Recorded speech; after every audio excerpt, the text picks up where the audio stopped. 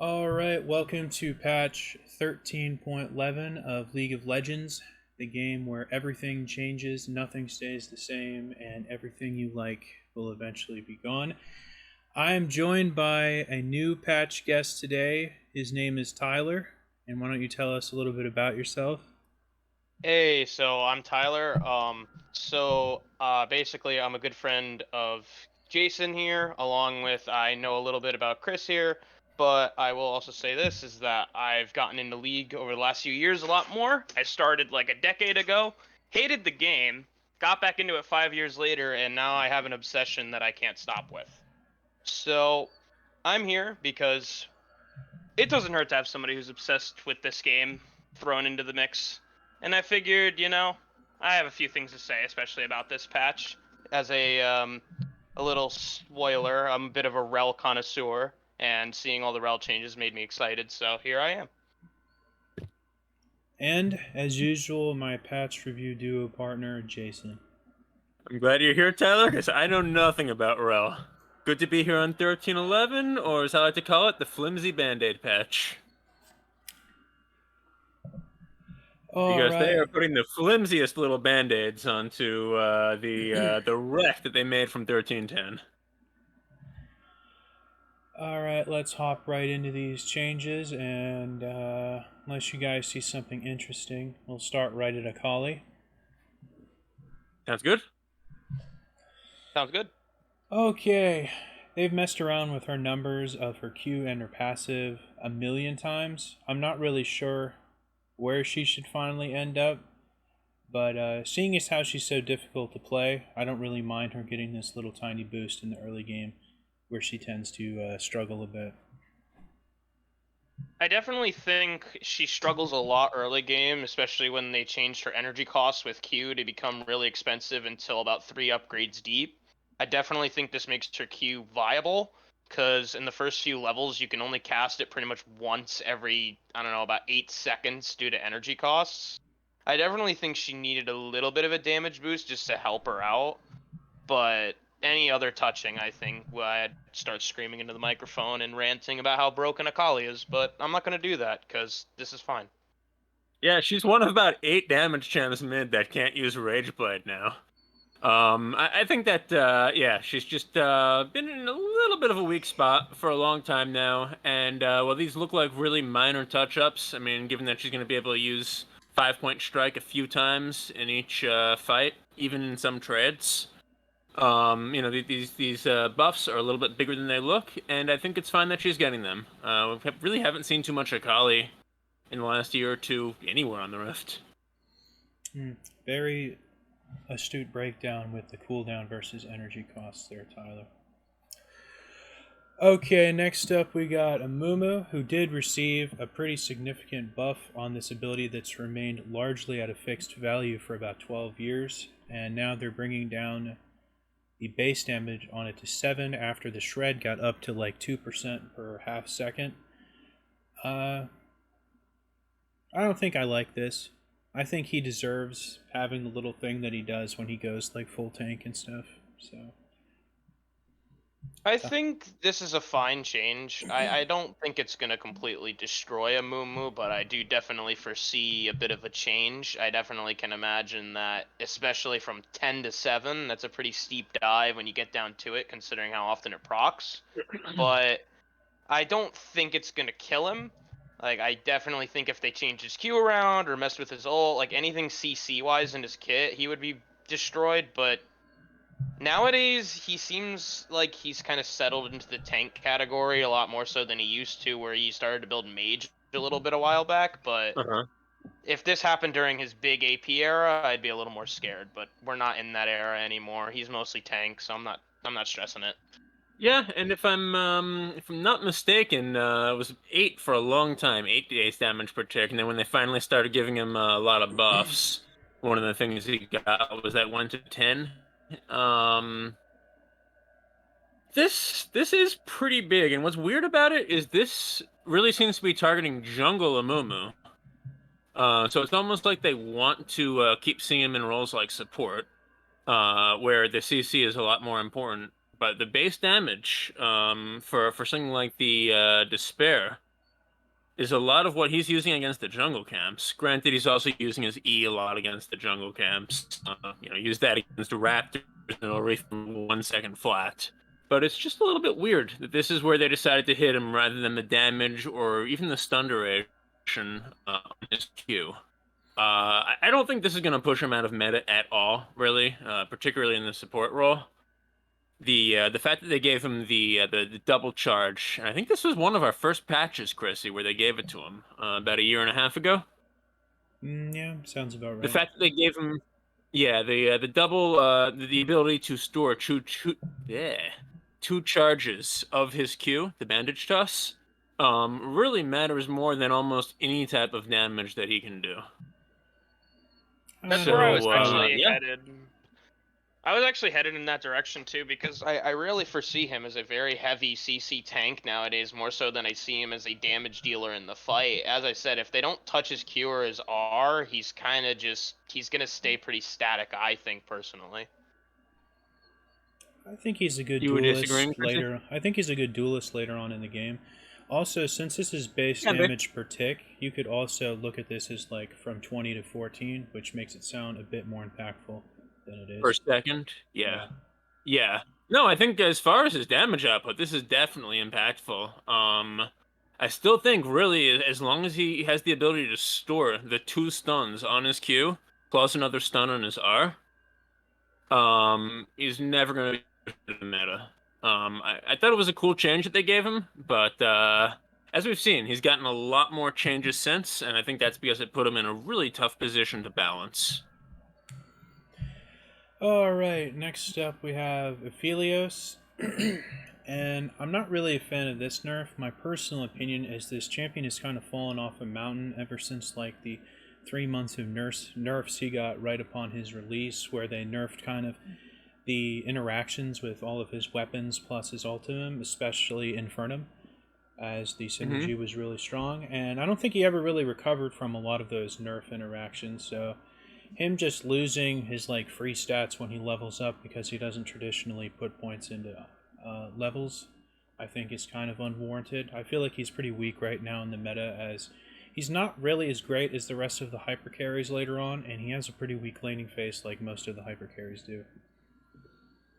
I actually agree with you. I think this is just an unnecessary change, because I kind of see Aphelios almost like the Azir or the Rise of ADC, where in a team setting, 5v5, or even just with a duo in the bot lane, he can definitely be a bit of a menace because of the way you can communicate and make his kit count, especially with the different variety of weapons.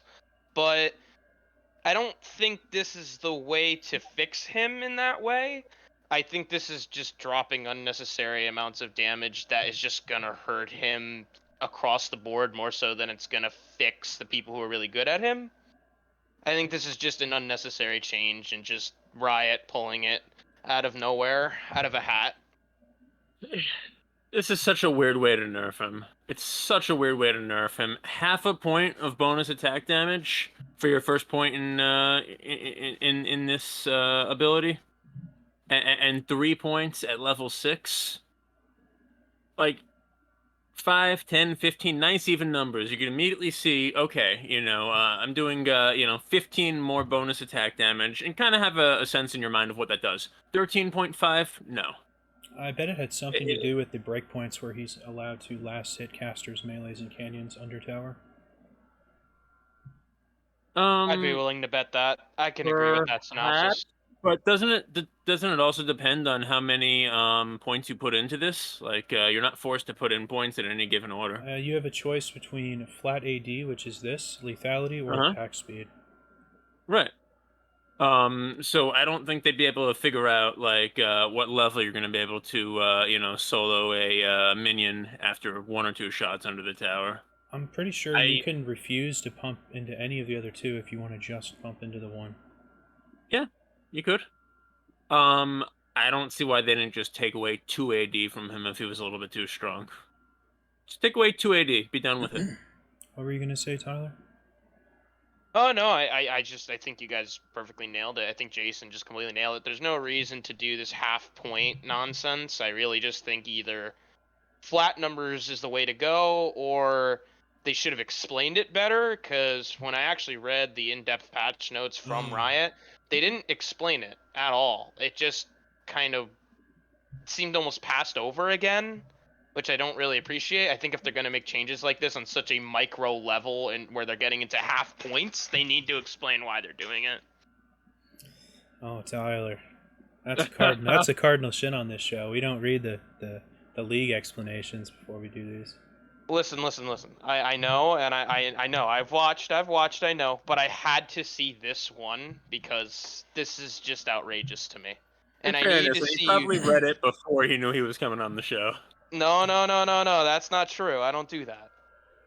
I read it, and I immediately thought to myself, Riot, I guarantee it's a group of guys sitting in a circle in the office. They pulled the card out of a hat and read it off and typed it into that description. I always say He's things back in your like good that. graces now, Chrissy. There you go. Okay, they all stand up in the boardroom and just start clapping as soon as that 0.5 comes out. That's what I'm saying. There you go. I And knew take it. a snort. There you go. That too. Okay, next up we got Aurelion Sol, who's been slowly getting nerfed since his reworked, but I find none of them have been damning so far. Now, at one point on the PBE, this was even as shocking as being reduced to 80% AP, but they pulled back and brought it back to 100 instead of 125. It's also worth noting this was a whopping like 200 when he first came out, so that's how far this ability's ratio has fallen. Now, the important thing is the damage on this ability is almost inconsequential. It's the execute threshold and his ability to kill things with his Q while it's in here to get the Stardust stack. So I really don't think... When he places it right on top of you while he's fed. Oh my God, there was also a cooldown nerf on this at 1.2, which it was probably too far because the uptime on this ability is directly tied to his ability to scale, since this is how he uses to farm the waves. The mana cost is probably going to hurt him early on. He's already very mana hungry. I've even taken like Presence of Mind some games on him and stuff. Overall, I don't think this is going to hurt him too much because this just isn't where he like makes the big bucks on the Stardust, the specific damage component of this ability. I think this is kind of like Akali in a way, where it's like, it's kind of like a reverse of Akali's buff this patch. I think it's kind of like he needed a little wind down, and I think this isn't going to be extremely consequential. But I also, I don't know. I think this is just kind of a weird way to nerf him. I think if they really wanted to wind down his power, touch his Q or something. Touching his E, as you said, it doesn't do much damage. The whole point is to get it to the execute threshold, which this isn't affecting that at all. This is only affecting the actual damage the Singularity produces, which, I don't know, this is just a strange way. It's like I think they pulled it out of a hat and said, you know what? QWER, they pulled out E and said, all right, guys, here we go. Let's nerf this ability. Let's figure it out. Yeah, like, I've complained about Aurelion Sol and how toxic he is to game health pretty much for every single patch since he's been reworked. I kind of want to complain about the fact that his Singularity has damage at all for something that is a useful CC plus an execute. But let me provide a little bit more value. I think that the reason that they probably decided they needed to nerf him again here was that since the last patch, the meta has been so favored towards scaling champions and just a scaling kind of game flow that I think that Aurelion Sol has probably been punished in the early and mid game a lot less than he was a couple patches ago when that was the way to beat him. Now, I mean, you can still beat him by having even more scaling champions, perhaps. I mean, I could see the world where Kog'Maw takes him down at level 18. But Aurelion Sol, just in the current meta, has so much time to scale, to gather that Stardust, to get the 4,000 HP, to be able to one-shot you, that I think that's probably why he's seen so much success recently, and why they decided they wanted to nerf him here. I agree, this is a little bit of a weird place to hit his damage. Okie dokie. Next up, we got Azir. This is a champion that's been near and dear to my heart for a long time. And yeah, I'm still heartbroken for the most part, and these changes don't make me feel much better.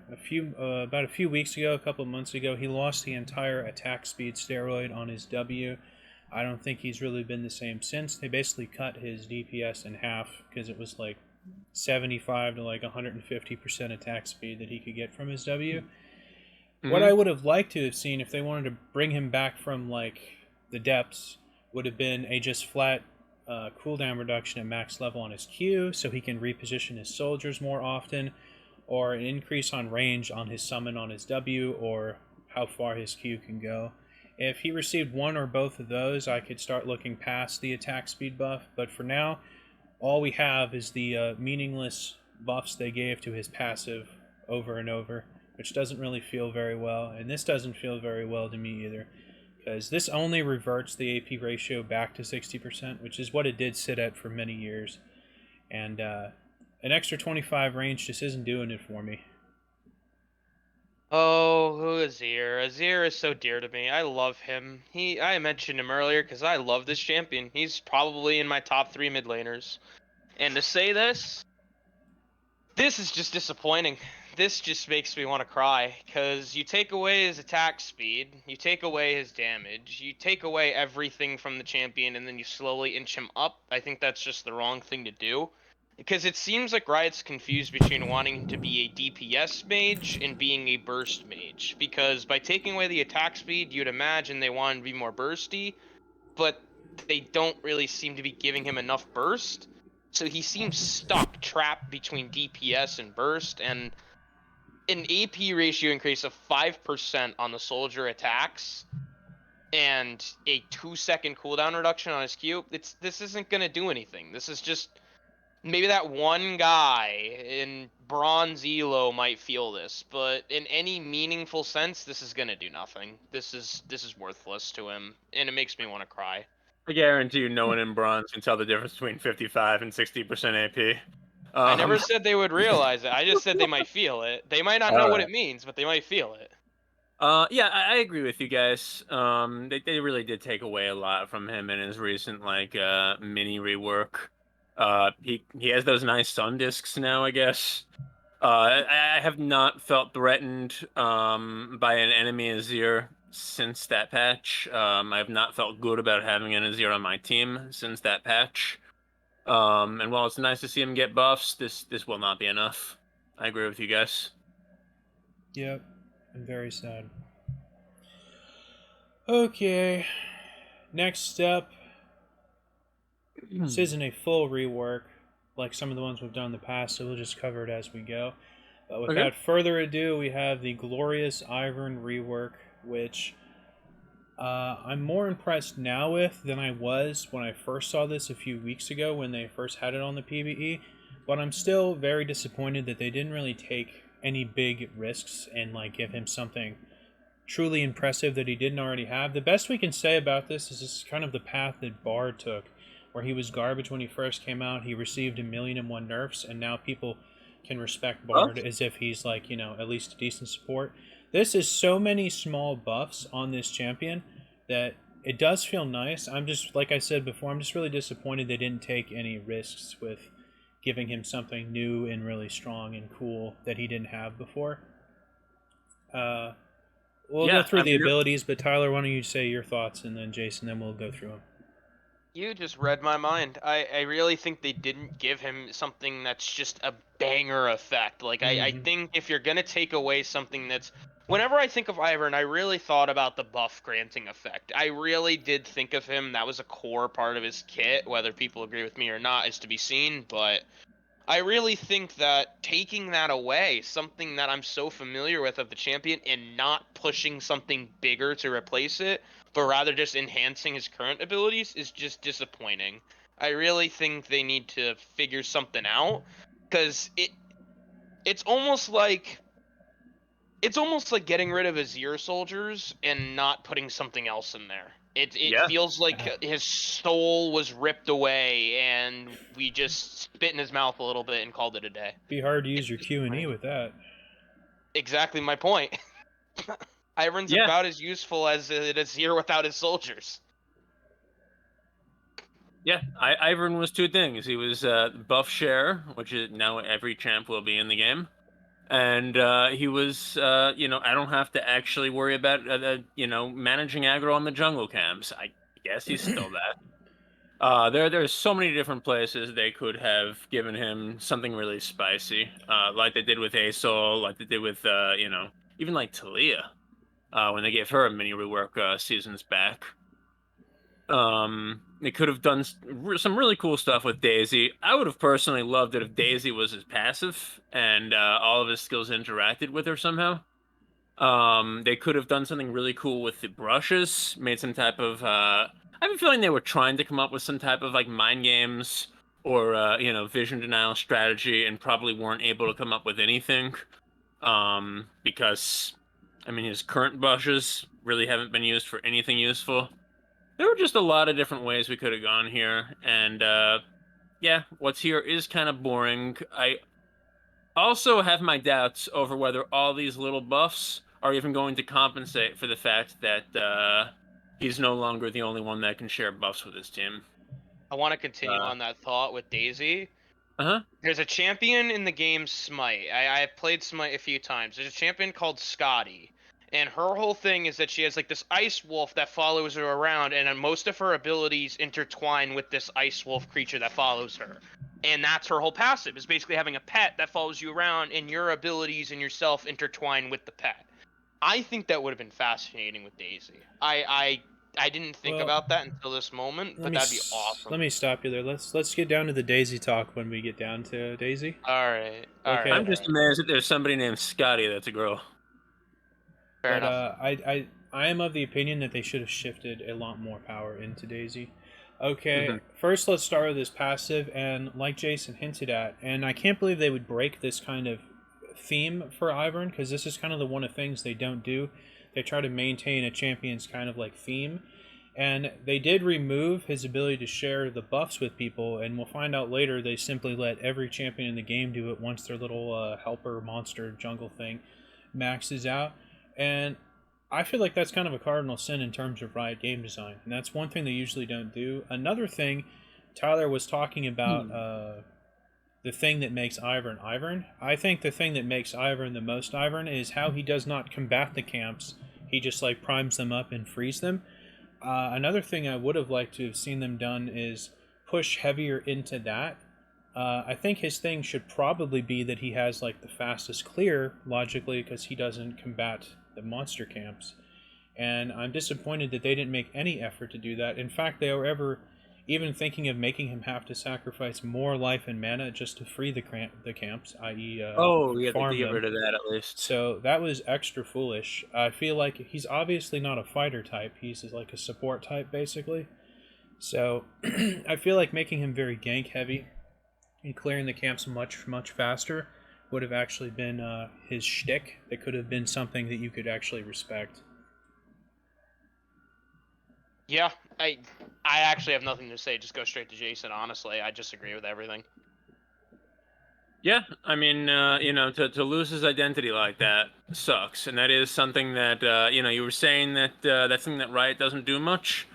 Really, in the last season or so, we've seen a lot of ideas that may be good ideas on their own, but just they take a dump on all of Riot's design philosophies, all of the the important underlying handshakes, the important underlying precepts in their design that have gotten them to this point and that have made it as good of a game as it is, and they're just dismantling that now.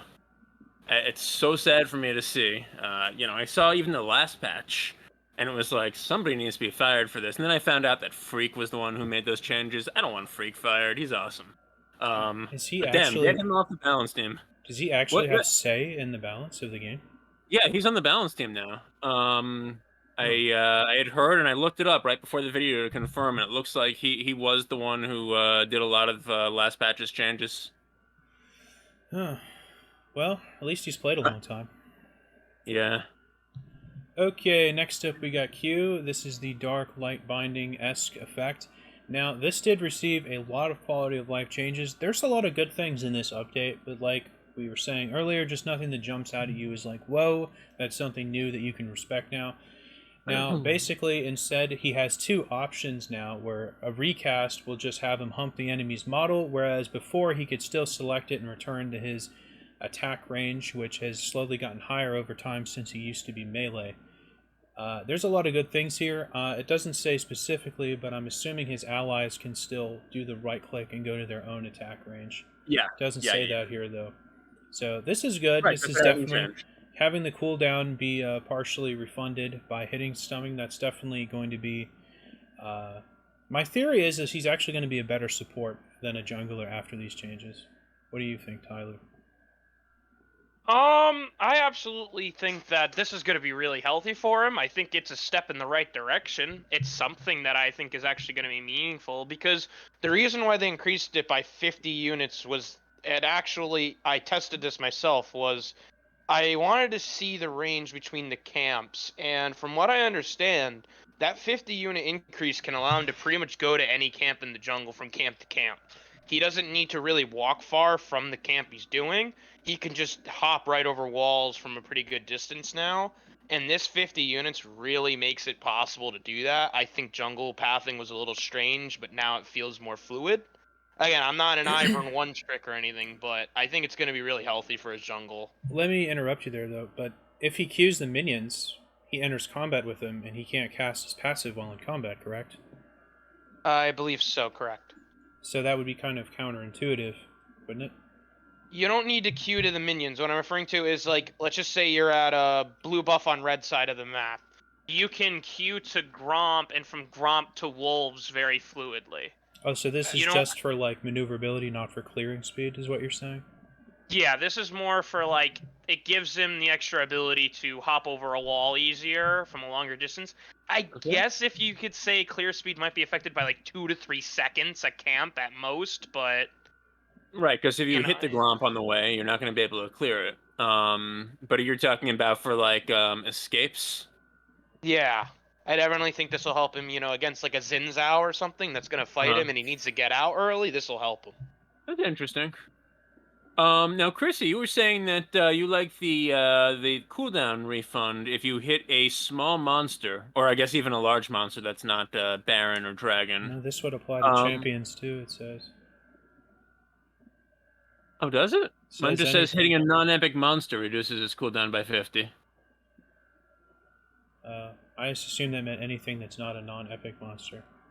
I think it's only referring to monsters. I don't Yeah. think I it's think they're referring to talking about champions. just small or large monsters. All right, that's one So way to interpret it, I guess. Yeah. Yeah, otherwise it would say, I mean, I don't even know why they would say anything but Baron or Dragon. Like, why not just let it be for that? But, yeah, otherwise they would have said hitting any target except Baron or Dragon.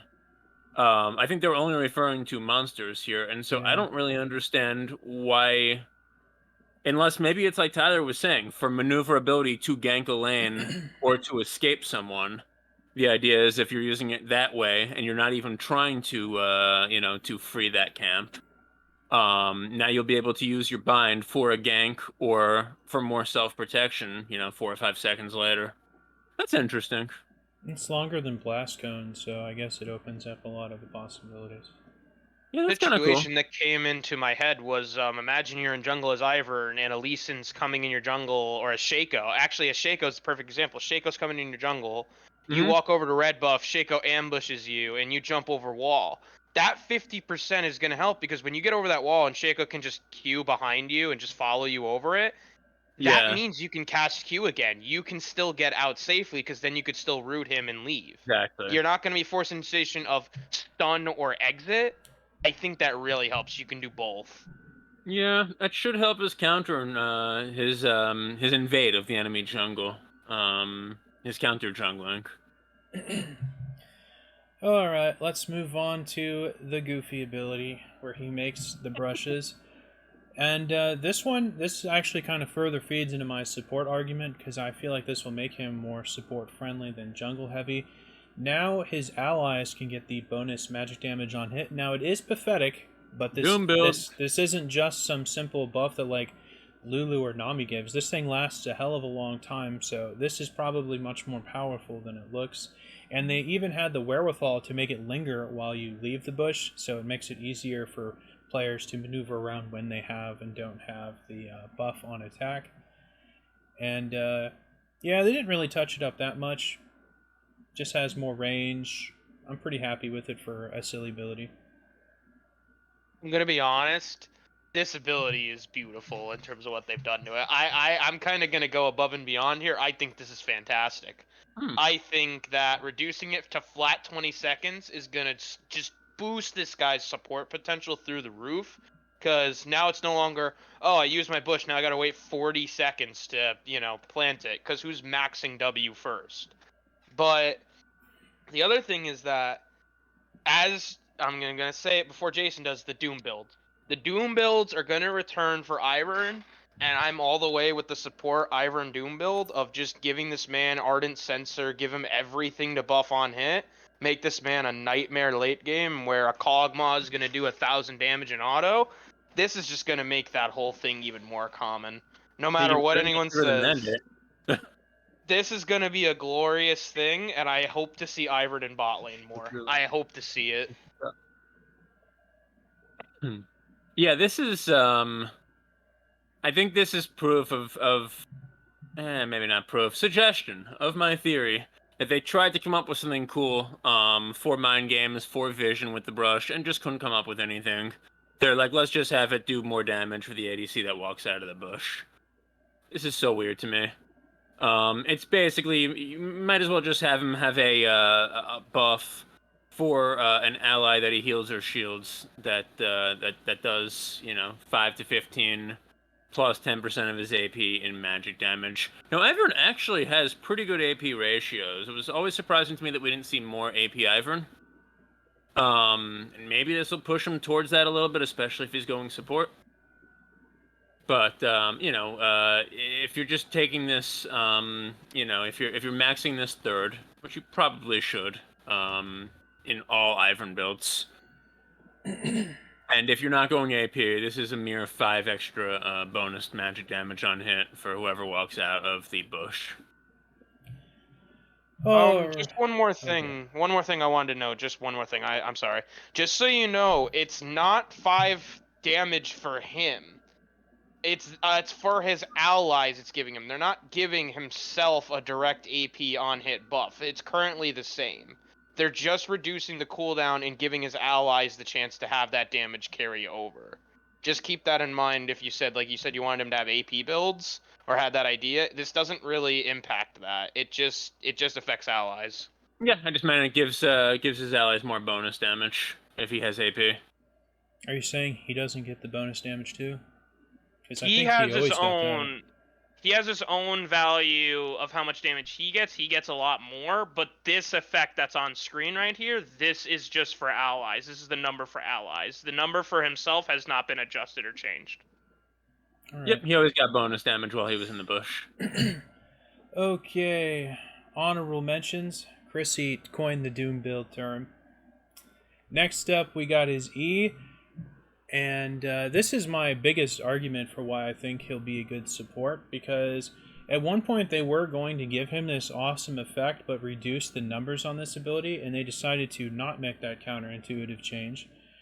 And the way I think this will be really strong on support is this is more likely to be able to trigger on a ranged champion than a melee champion. Mm-hmm. And sure, when it's the more maxed out this is, the better chance it will be to be able to be impacted by some harass ability and not be broken, and thus it'll be able to reapply. So I think that'll be actually really good for trading. You're speaking my language. That's all, folks.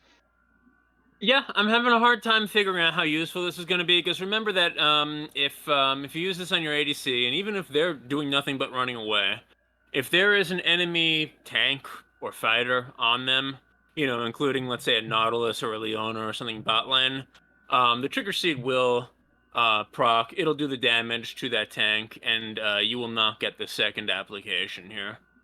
So, yeah, it's really got to be kind of an ADC or some type of ranged champion, even a mage, that is also not being stuck to by an enemy. Yeah, not going to be... This ability has like incredible scaling too, and now that I read it again, it has a good ratio. Yeah, I don't even think it It might still actually just give you the shield again, even if the original shield is broken, which seems like something they would Yes. pull back on at some The only point. thing that will stop you from getting the reapplication is if your first application blows up and deals damage to someone. Yeah, they might an pull enemy back on champion. that. That probably might be a bit too brain dead strong. I don't think it's as good as you guys think it is. The Again, scaling if and base there's numbers on this ability are very good for shields. They are. They are. I just don't think that it's actually going to reproc that often. If there's a Darius, if there's a Leona, if there's a Vladimir, sticking to the person that you were trying to peel, and they happen to just take the 180, explosion damage, it will not reproc. You're right about that. I'm speaking more to just laning phase dominance and trading potential. I could see it. If Where there's it would not be an really all in, obnoxious. Leona doesn't go in, yeah, then you get the second shield when the two ADCs are kind of poking each other. I'm with Casey. I'm with Casey here. I definitely Yeah. think this is more of a laning change than it is a late game because I'm totally with you in terms of like if there's a Darius, a Maokai, a Malphite, any tank that's going to be up in your face, this is not a great change. However, for simplicity's sake, for lanes, this Yeah. is going to be really helpful. I Yeah. definitely see how it could impact there. I'm kind I'm of in not the saying middle. you guys are wrong. I'm just Okay. really curious how much it actually will reproc in practice. All right, let's move on to all these tiny little daisy changes.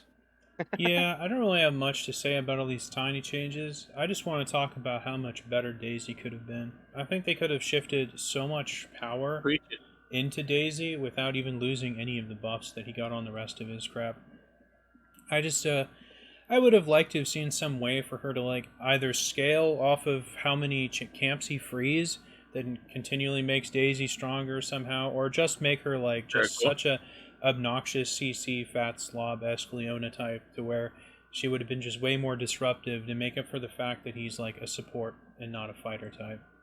I don't really have much to say about all these changes. They're not really marginally different from how Daisy operates now. So I think there's an important part of this. I agree. These are all just very minimal changes that'll do very small things. But there's one part of it that I find really interesting: the regeneration. Even Yorick's Maiden does not have out of combat regeneration. That doesn't exist. This is one of the few minions that in the game, like a summoned monster that actually has the ability to regenerate. Especially, I don't know if this is implying in or out of combat, This, I but think, is in. if it's in combat, this is quite a bit. Because if you're just walking around the jungle and you just got out of a skirmish and Daisy just starts healing up, you can have her a little bit longer and she's gonna actually keep up. I definitely think this is a nice little change that should have always been there, but it makes Daisy a little more unique, I think. I think it's a nice little change, but more should be done. that's Yeah. true, but unlike Yorick's Maiden, his Maiden does not time out, where Daisy and Tibbers only last a certain amount of time. You got me there. Yeah, I mean, when we were in, combat with Ivern or his team, are you really ever focusing your damage on Daisy, unless she's the only thing that you can reach? No, but I find Daisy knockup to be extremely annoying. I don't even find it to be that disruptive, and it's so easy to dodge. It's more difficult to even notice it's about to hit you than it is annoying that you actually got hit by it. Yeah. It's not very telegraphed. I don't know, maybe they could have made Daisy, like, fully fed Sho'gath with Elixir of Iron size and just made her, like, the premier projectile blocker for your team. See, that's what I was going to, where she just got a bunch of different scaling stats based on the number of camps that he frees. That would have been interesting. Yeah, I don't I'm know. curious what various How many AI things they could've done. improvements means. I want to know what that means. Well, I mean, Daisy would always like start running towards an enemy and then start running away from that enemy and then start running towards them again. It was like a really stupid dog. You ever had like one of those dogs that doesn't know whether it's afraid of you or wants to aggress? That was Daisy in a nutshell. I The think AI was really bad. Its pathfinding was bad. Sometimes she would just like move towards you like she was about to attack and then decide not to attack. There were so many different AI bugs, and they probably did a real thorough job trying to find them and correct the 55% of them that they knew how to.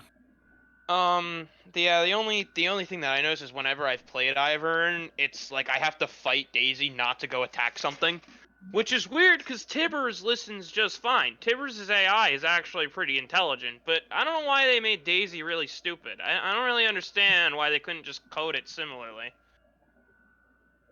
Hard to say. Okay, why don't we give a small review? Basically, all I want to see is I just want to see people try to make this champion work on support, because I honestly, that's how I felt he was before.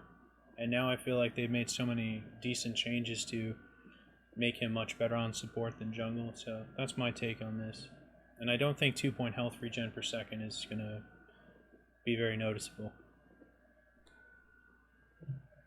Yeah, I don't have much to say. I just think it's a neat little change with the health regeneration. I think he'd be a better support than a jungler, but his current state makes him too stuck in between to be too good either way. I think the regeneration is just a neat little thing. I don't think it's busted. I don't even think it's that good, but I think it's neat. My instinct is that at best, Ivern will be power neutral compared to where he was last patch, where he was the only one who could share the Crest of Cinders and the Crest of Insight with his team.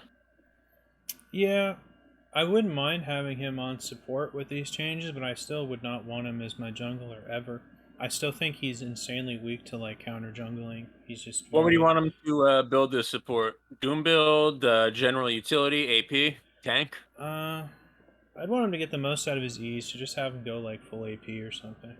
I guess. Full AP? Yeah, have him Alright. go the new Moonstone Renewer, I guess. Then you get even more out of the single target E, I guess. I'm not convinced that item is any good at all.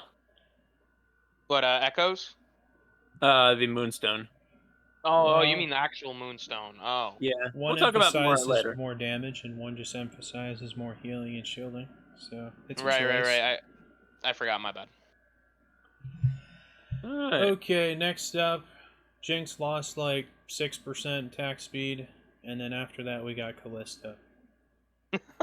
Okay, we have some interesting changes here. I actually did know beforehand that her auto attacks only did 90% AD. Why she always had that for so many years, I don't know, but now she's going to have regular auto attacks again, which will translate to regular critical strikes. You always have to be careful when messing with the Ren damage, as she tends to be something of an ultra cheese lord in the bot lane, kind of like Draven and Twitch. And, yeah, gotta be careful tweaking those numbers. But I guess I'm happy with these since she's so unpopular.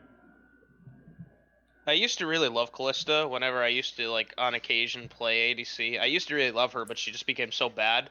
I think the neat changes with her her auto attacks actually, you know, not missing when they walk out of range or out of vision is great. I think that's actually just really helpful because more often than not, people could just dodge into a bush and, oh no, Callista can no longer do anything. I think the AD ratio increases are nice across the board. I honestly think, again, this is not a overloaded buff. I think this is a neat buff. I think she'll, you know, get another like % up in terms of pick rate, but anything higher than that, honestly, I don't foresee that. My instinct is that this is not a buff at all. It's probably power neutral, and it pushes her more away from the on-hit builds. A lot of Callista's damage comes from being able to stack a lot of spears into you, and then pull them out with Rend, and obviously that synergizes well with the on-hit, with the Gwynsus, with the static shivs of the world, with the Kraken Slayer.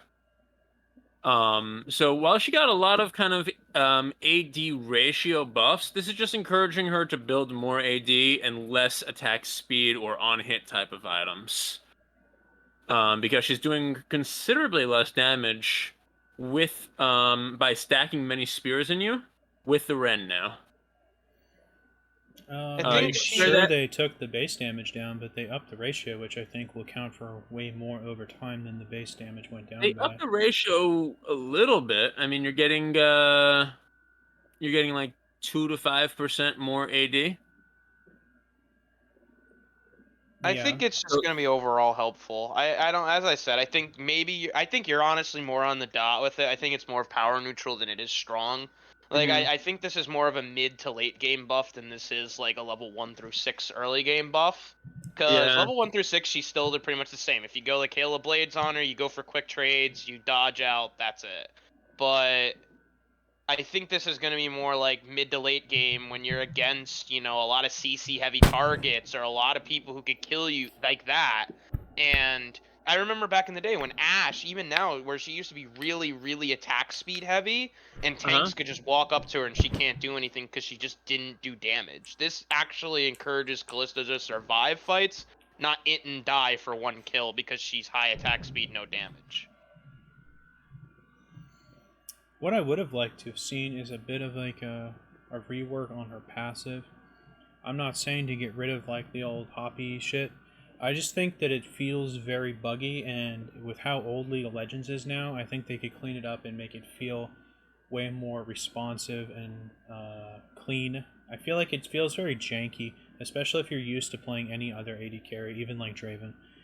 I feel like it can scale way better with like attack speed or something, or movement speed better or something, and just feel way more clean. It just feels so jerky to use. It just feels uncomfortable to me Yeah, I wouldn't be personally. surprised if they just completely rework Callista in the next 2 years. That's She's usually what definitely I one of the say. more problematic champs. Yeah, but this time No, I'm right. I think it's just about making her passive just feel a lot better to use, and probably give it like 50 more like range to make her express her ability to like kite people a little bit better. You don't want to make it too crazy because then it'll be way too annoying. It just feels too janky, and the animation just looks ugly too. It just looks kind of goofy when she does it.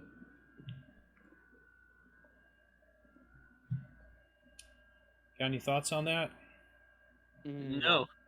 No. No. Okay. Next up, we got Rek'Sai. This champion doesn't usually receive a lot of changes since she got her new ultimate. Okay, first up, we got a little more sustain in the jungle. This is definitely nice. Even if they nerf the base amount, the percentage probably will make up for it when her bar is full from doing camps. As a note, she generates rage just like Trendemir from auto or Q autoing stuff, and the more things around her when she Qs, the more faster she generates rage between camps. And then we got more time on her. They made the trigger sense, I guess, a bit more reactive, so that's nice too. All in all, I'm pretty happy with this. This is actually one of my least favorite champions, so the Q buffs are probably the most noteworthy, as they reduce the downtime, so she can go right into like another series of Qs basically. So that's nice. I think the best way I would describe this is they're actually making her less of like a bursty kind of assassin and actually giving her some sort of fighter utility. Because for a long time it used to be she basically jumps on you and either one-shots you or dies. And I think this is a very nice kind of way of saying, hey, if you guys want to try a fighter build or lean towards being a fighter, this is the time to do it. And I definitely think that's nice. I've always hated in recent times when not Akali, Rek'Sai would just jump on you and you die because she does big damage. Or I would just one-shot her and she's never a threat. I didn't like how she was just two extremes. I like that they're kind of pushing her towards a more neutral state, where she can actually just be useful all around. Yeah, and worth pointing out is that they're not taking anything away from her damage or her burst ability here. But Rek'Sai, when she came out, she was full tank for maybe a year or two until they reworked her and gave her the new ult and some of the build paths changed.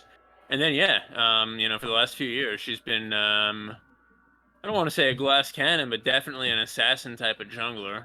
And I think a pretty fun one. So I like that they're pushing her back a little bit towards the tank direction too, and hopefully they'll find a happy medium where she could be either tank, burst, or fighter.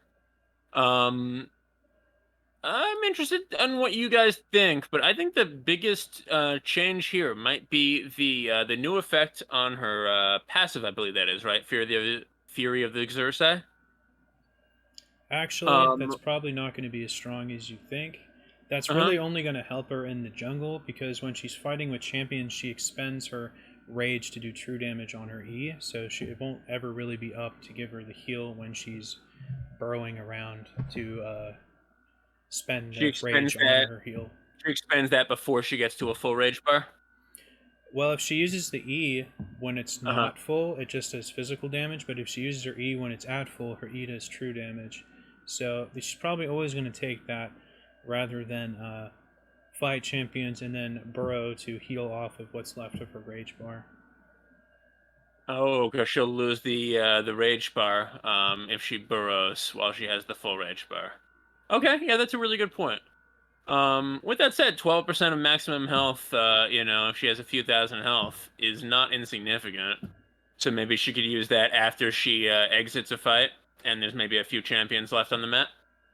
How many auto attacks does she get before the Fury goes away? Is it 3? I forgot. I think it's a Oh, number of she does seconds. The time that her Fury times out is different than the way her Q functions.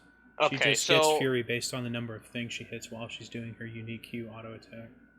let's say for the sake of simplicity that it's 3 auto attacks. Mhm. 3 auto attacks at level 18, 12% max health healing. And she has like 3,000 health. That's 36% of like 3,000 health. That's like what is that? Like almost over 1,000 health, something like that. In I that believe department, I believe the healing is just once. is it just once or is it every hit? What she does is she slowly consumes her rage while she's burrowed. It's not a giant lump sum heal. Yeah, and it doesn't look like it's on hit. It's just And she's gains only 12% of maximum health, plus 125 at max level. she only I generates it apologize. super fast by hitting okay. many things with her Q, similar to Nocturne's passive. I do not know Rek'Sai very well, so Nobody she's kind of does. like, Yeah. yeah, that's fair. I That's certainly fair. don't. Okie All right. dokie. Next up, Here's a champion they do know well, though. here comes Rel. My overall thought before this, as we'll get to what you think since you're one of the 2 people on the server who spent time playing this champion. I actually don't even think she was bad before. Her CC chain was effective. Her damage was low, but so is champs like Leona or Nautilus or something. So I didn't really think it was problematic. I always thought her passive was cool. Now, we'll go into all these abilities just like we did with Ivern, but that's my initial thought on this change, that it was kind of unnecessary. I'm sure she still has good CC now. They didn't mess with her ultimate. But what do you think overall, Tyler? This makes her team fighting actually have meaning. And again, we're gonna go into the deep dive, but in my opinion, throughout this whole thing, this makes her actually useful in a 5v5 situation. Because what would happen is in laning phase, you exactly nailed it. She had pretty good chain CC, she could do her job, but when it came to 5v5s, she can only either get all 5 or none at all, because that's just how late game goes. But now this actually gives her an opportunity to prove herself in a 5v5 situation. I think with a few more tune-ups, this could push her into pro play pretty significantly, in my opinion. I think this champion could become better than Leona and Nautilus and the classic tank supports with a few more nudges in the right direction. Yeah, I agree with that. Any champion with consistent CC that's effective will always attract some measure of pro play. Yeah, I defer to Tyler on any type of judgment overall on her. But as far as my overall thoughts on the just the direction of the rework in general, I think this is interesting because it gives her kind of more ways to CC in short skirmishes. She really did kind of seem like an all or nothing type of champ before, and one that it was honestly pretty easy to avoid her CC combo. Even if she hit it, sometimes you could just win the fight against her and her ADC. So I think she's going to be a lot more useful now, looking at the changes in general. And yeah, let's talk about them more one by one. Okay, I'm going to defer to you, Tyler, on a lot of this. Now, I did read all these many times, but as far as this passive, I'm just going to ask you straight up, will she get more resistances when this is fully stacked, now that it has a stacking mechanic, than she did before? Because that's really all I care about, because it was a cool mechanic. Basically how it works is essentially is that there's an important part to note, is that it says on the bottom part of the passive, remove, damaging a new enemy champion no longer refreshes the duration on all targets. That's important to consider, because what this means is that she can hit multiple champions and steal multiple champions' resistances at once. And while overall the first 4 stacks are technically weaker than originally, if she were to, in theory, almost like a Jax ult, hit 3 to 5 people with it, she triples her resistance stealing by far. She almost triples her armor and MR during a fight, and if there's any tank involved that you hit to a significant point of stealing, like imagine hitting a Malphite, oh my god, she's going to become a turbo tank. It's a very good way to consistently give her resistance stealing without taking away from what it originally was. I think it's better for team fighting. A little worse in bot lane, I'd say. A little bit worse because it's not flat. But in terms of mid to late game team fighting, this is amazing. This is going to be fantastic for her. Both those, that all should synergize with both conditioning and Aftershock live as it's going on too. So that's absolutely. Cool. You got anything and to say especially about the increase too. The duration increase is nice. I don't have anything specific to say about it, except to say that it's cool that she'll be able to steal from multiple champions now. All kinds of different ways you could approach a fight with that type of mechanic. It's a bit hard to make sense of it, just reading it all. Okay. Yeah, it's a lot of words. We're only talking about the changes rather than kind of how it worked in the first place. Next up, we got her bread and butter Q. I am very disappointed that she lost. It's such a cool looking ability. I am disappointed that she lost the potential healing on this, as I sensed it kind of gave her some measure of trading potential, which she kind of lacks. She's a lot like Leona. You don't trade, you just kind of commit for the most part. And I am disappointed with some of these changes, but adding CC to it kind of opens up the universe to her. This is again another beautiful change in my opinion. I think getting rid of the healing is a forgivable change because the healing was not significant enough to matter.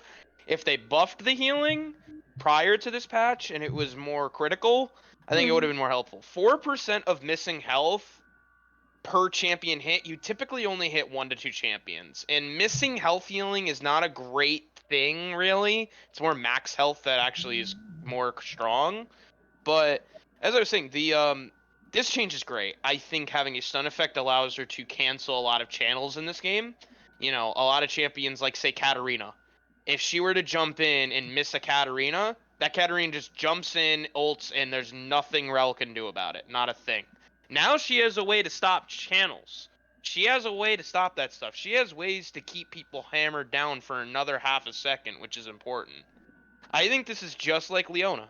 This is like if Leona never had her Q and she was just given her Q today. Imagine if Leona just got her Q now. It's a bread and butter ability. It's beautiful. And you can throw this shit out and hit multiple people with it and stun them all. Like this is almost Absolutely. like if Leona's E had the stun effect on it. And the damage is no longer reduced to half when it's against multiple people. And it could steal 1 stack of her passive per champion hit. So her passive can stack from her Q on multiple targets. Right. This would proc Aftershock too. Yes. Yeah. This is a lot bigger than people give it credit for. Aftershock on. Removing the healing is okay because of how much this makes up for it, in my opinion at least. The one thing I do have to note is that yes, you make it sound like it is something good for like Katarina ulting in if you missed like your W or whatever. One thing I do note is this was already kind of slow and the casting time actually went up even more than that, so this isn't super responsive like Leona's Q. It is a bit of a delay on it.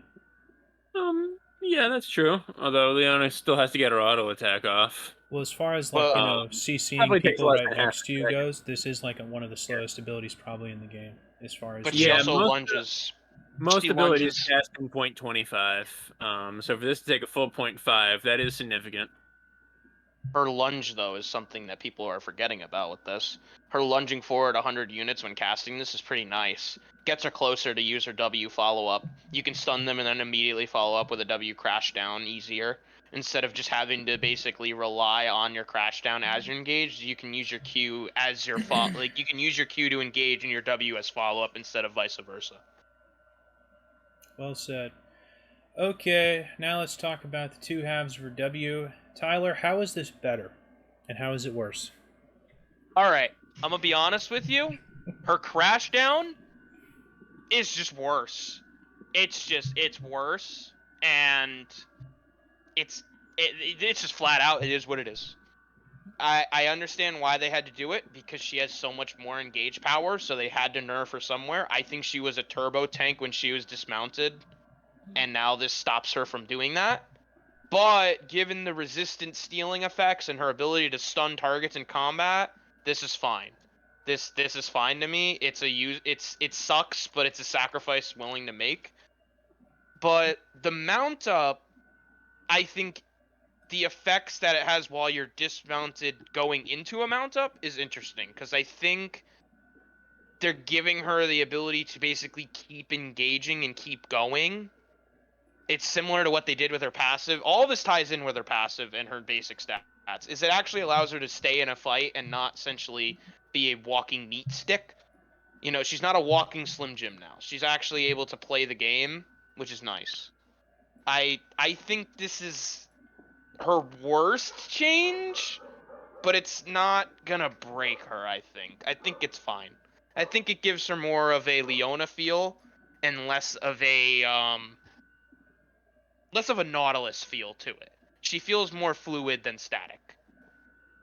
I never thought I would hear the phrase "walking Slim Jim." Quite honestly, in my life. Well, you're I welcome. like it.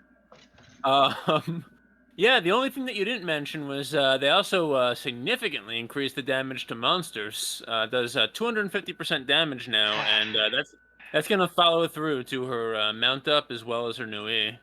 I didn't want to mention it because I wanted you to do it, because I want to say Jungle Rel is going to be viable, but I want to wait until we talk about her E to talk about her viability in jungle. Okay, yeah, let's wait on that. But you know, at 250% damage to monsters, you have to assume they're doing this to try and make her jungle viable.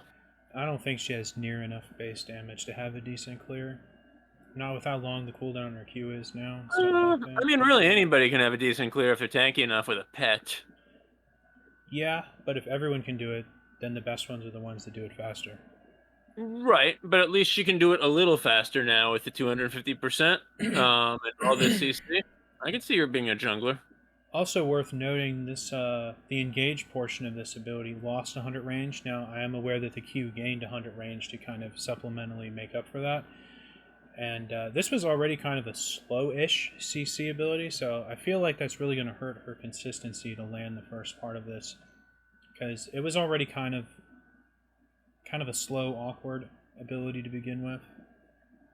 Does the fact that she can stun with the Q now make it any easier? I guess I think so. her stun Q allows her to follow up easier. I think, again, it used to be you crash down, then you use E stun, and then you use ult basically as a final way to keep people together. But this allows it to be a different combo. This can allow it to basically be you use your Q, and then you crash down, and then you keep up with them during the fight. I think this is going to be a lot smoother and a lot less reliant on the crash down effect. Relying on one ability too much makes a champion really bad, in my opinion. Almost a little bit like an Amumu, right?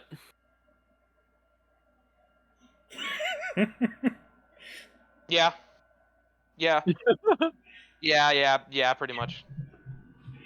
Kind of the way you engage with the line at range, and then try and move for the ult. Pretty much.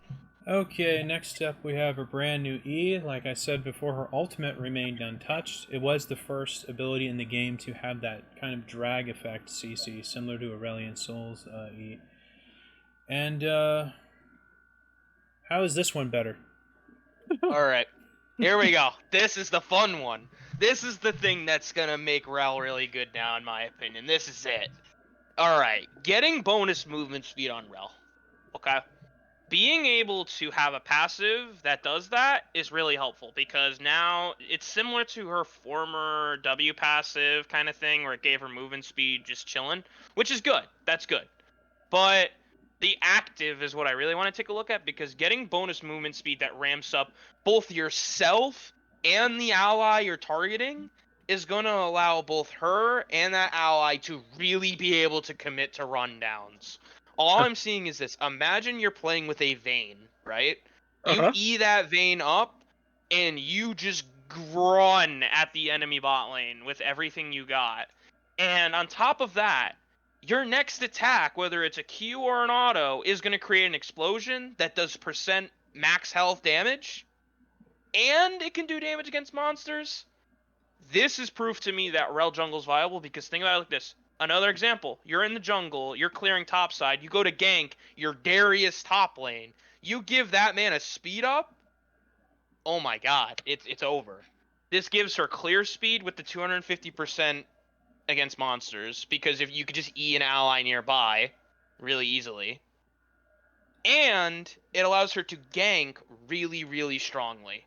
I think this is going to be a fantastic change, both for the people who want to meme doing jungle rel, and for the people who want to sit down and do support rel. This is fantastic. This is miles better than her old E. Her old E was useless. This is where it's at. So for doofuses like Chrissy and myself, can you remind us what her old E did? Basically, you tether to an ally, you give them like 3 armor and 3 MR, and if you're near an enemy, either you or your ally are near someone, it stuns them for 0.25 seconds. There you go. Basically worthless. Yeah, I mean, given that the stun is so much better on her Q, and all the damage she lost on her Q is now basically being restored once you use the active on the E. Yeah, I have no choice but to agree with you. This seems like it's just miles better than what it was. Imagine if Locket had a very small stun instead of a shield. That's how bad her old E was. A micro stun. This is miles better. It gives Rel some reliable damage, gives her good gank potential, gives her all-in potential, and it gives consistency in her kit, more so than her tether used to do. And to be honest, the tether hitting was kind of hit or miss because it was kind of buggy.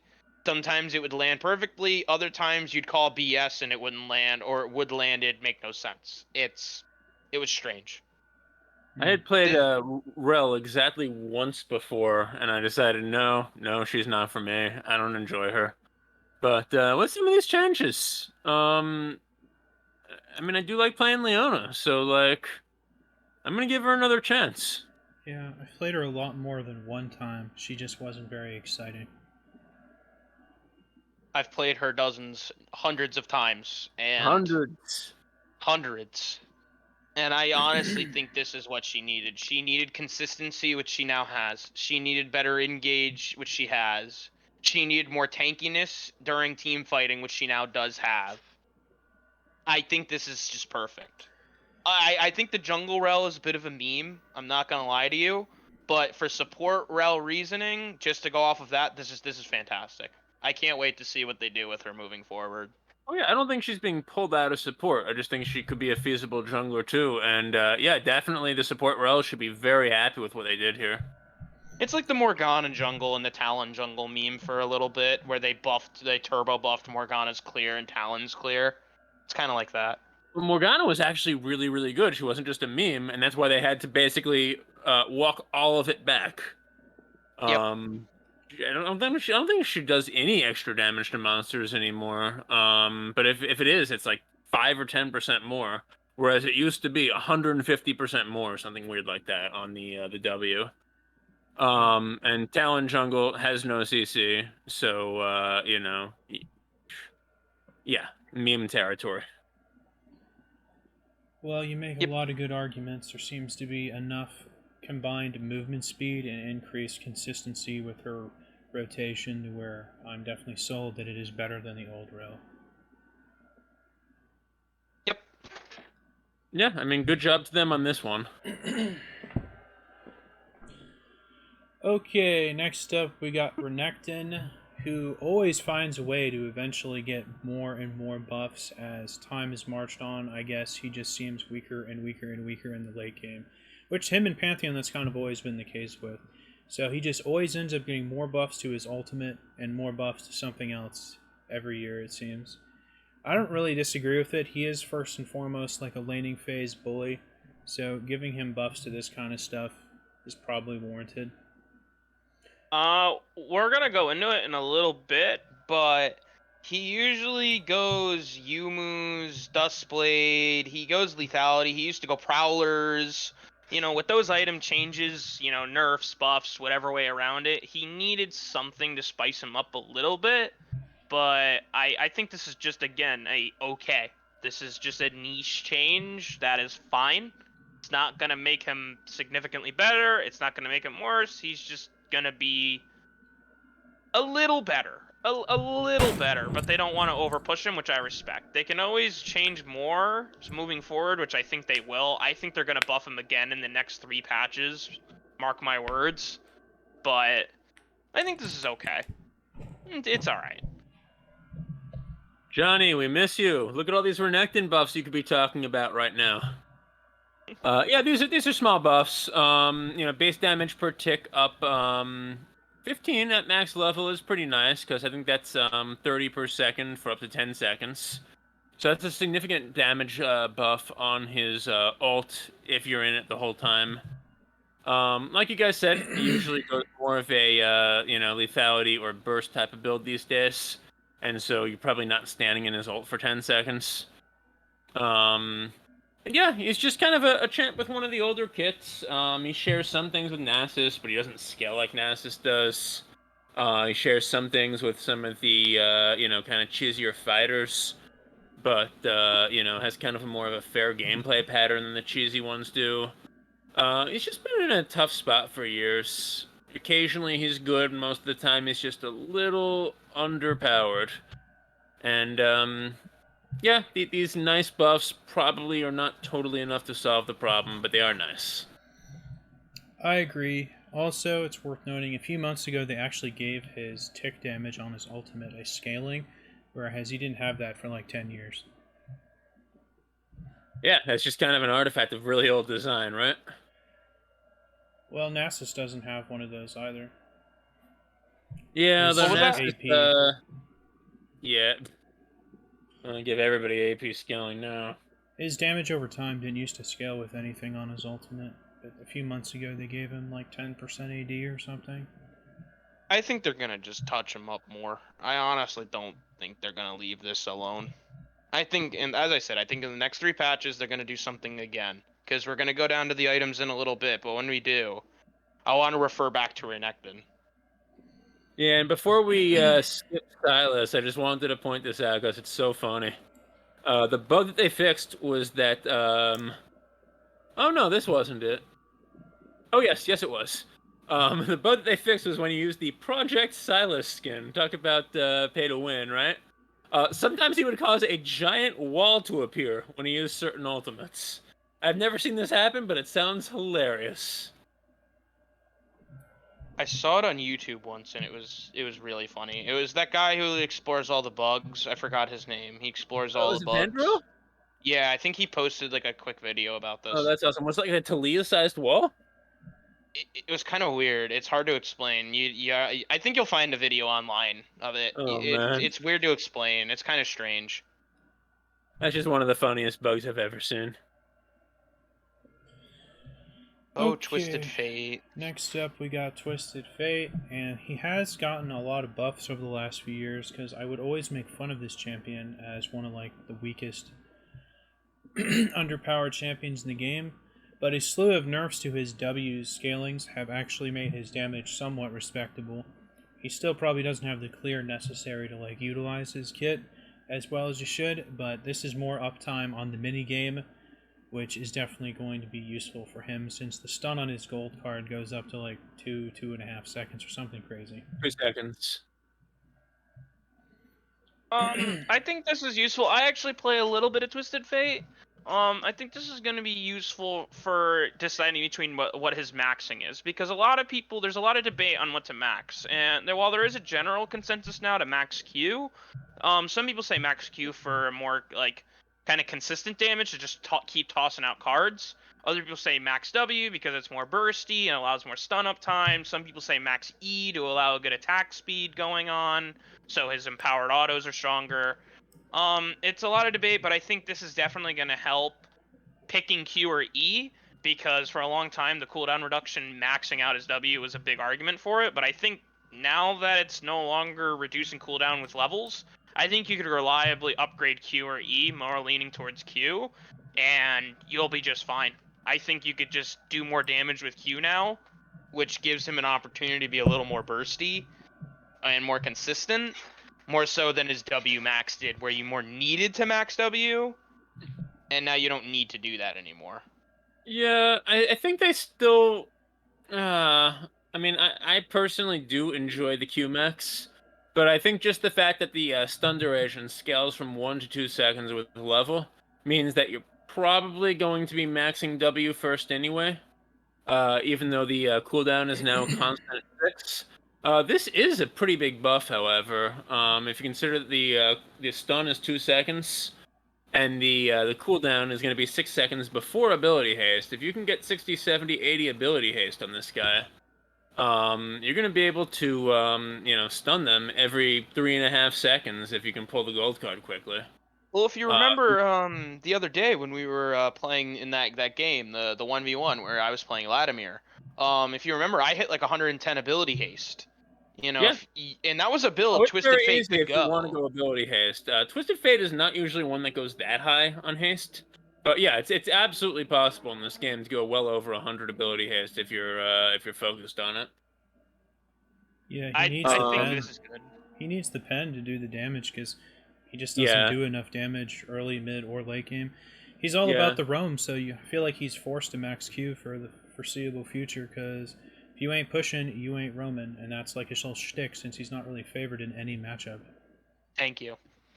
That's where I'm at too. Yeah. But most pros have maxed W in the past, despite that lack of wave clear or damage. Well, if you're really Uh, clever about it and you're laning against someone who also has poor wave clear, max red card is probably a poor substitute that's okay though. yeah. If you're maxing W and using red card, that's reasonable. A few Ws on blue to get your mana back, so you can use those reds. Very reasonable. But yeah, between the stuns and especially like if you're also taking the ice cone, I always forget the name of that thing. GLP-1? Talking about the glacial What? thing? Yeah, the glacial. Everfrost? Everfrost, thank you. Yeah, if you take Everfrost and hit the bind, you can literally keep him in place for straight like 5.5 seconds now. I don't know if I'd go that far, but it's good, I guess. Yeah, stun Everfrost stun. It's I not a think stun, it's a root. Everfrost. Yeah, The thing with stun Everfrost with is the that gold card, Everfrost for the root, and then stun with the gold card. You're keeping him in place for 5.5 seconds. the thing is though, is statistically, is that worth it? Because while that does allow him to pick off targets really well, Yeah. at the end of the day, when it comes down to it, when you're in a 5v5 situation and you can't get a pick and it comes down to a straight confrontation, you Uh-huh. can't really do that lockdown easily, especially when Sure. you're against, like, again, a Darius, a Maokai, stuff like that. Right, and that really feeds back into what is Twisted Fate good at. He's not good at the 5v5. He is good at making a 2v2 or something like that, a little skirmish, into a 3v2, into an advantageous situation, and basically snowballing the game through that.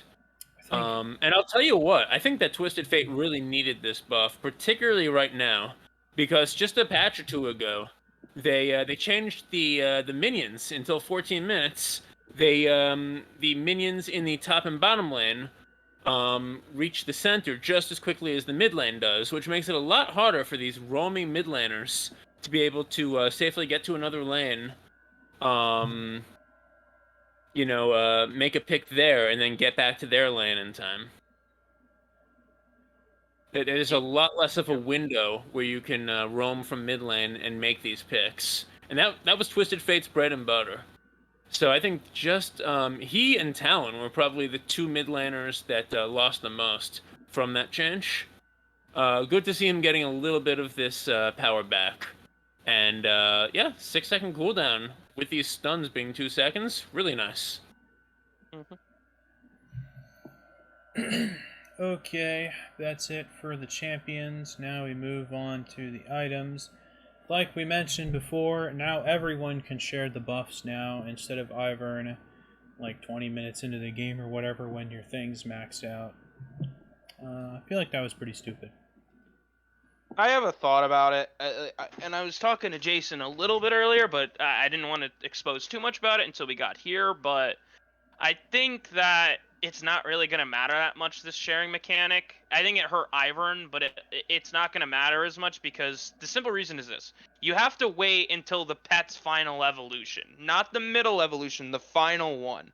I think that's like 40 camps cleared, something like that, which that's Yeah, I going to think take so. probably upwards of 15 minutes, something like that. Ivern hitting level 5 and sharing buffs, that's like a 5-minute task. This is going to create kind of like it's a change that's going to matter probably higher mid game into late, but early to mid game, this isn't going to do anything. This is not really worth noting until you reach that point.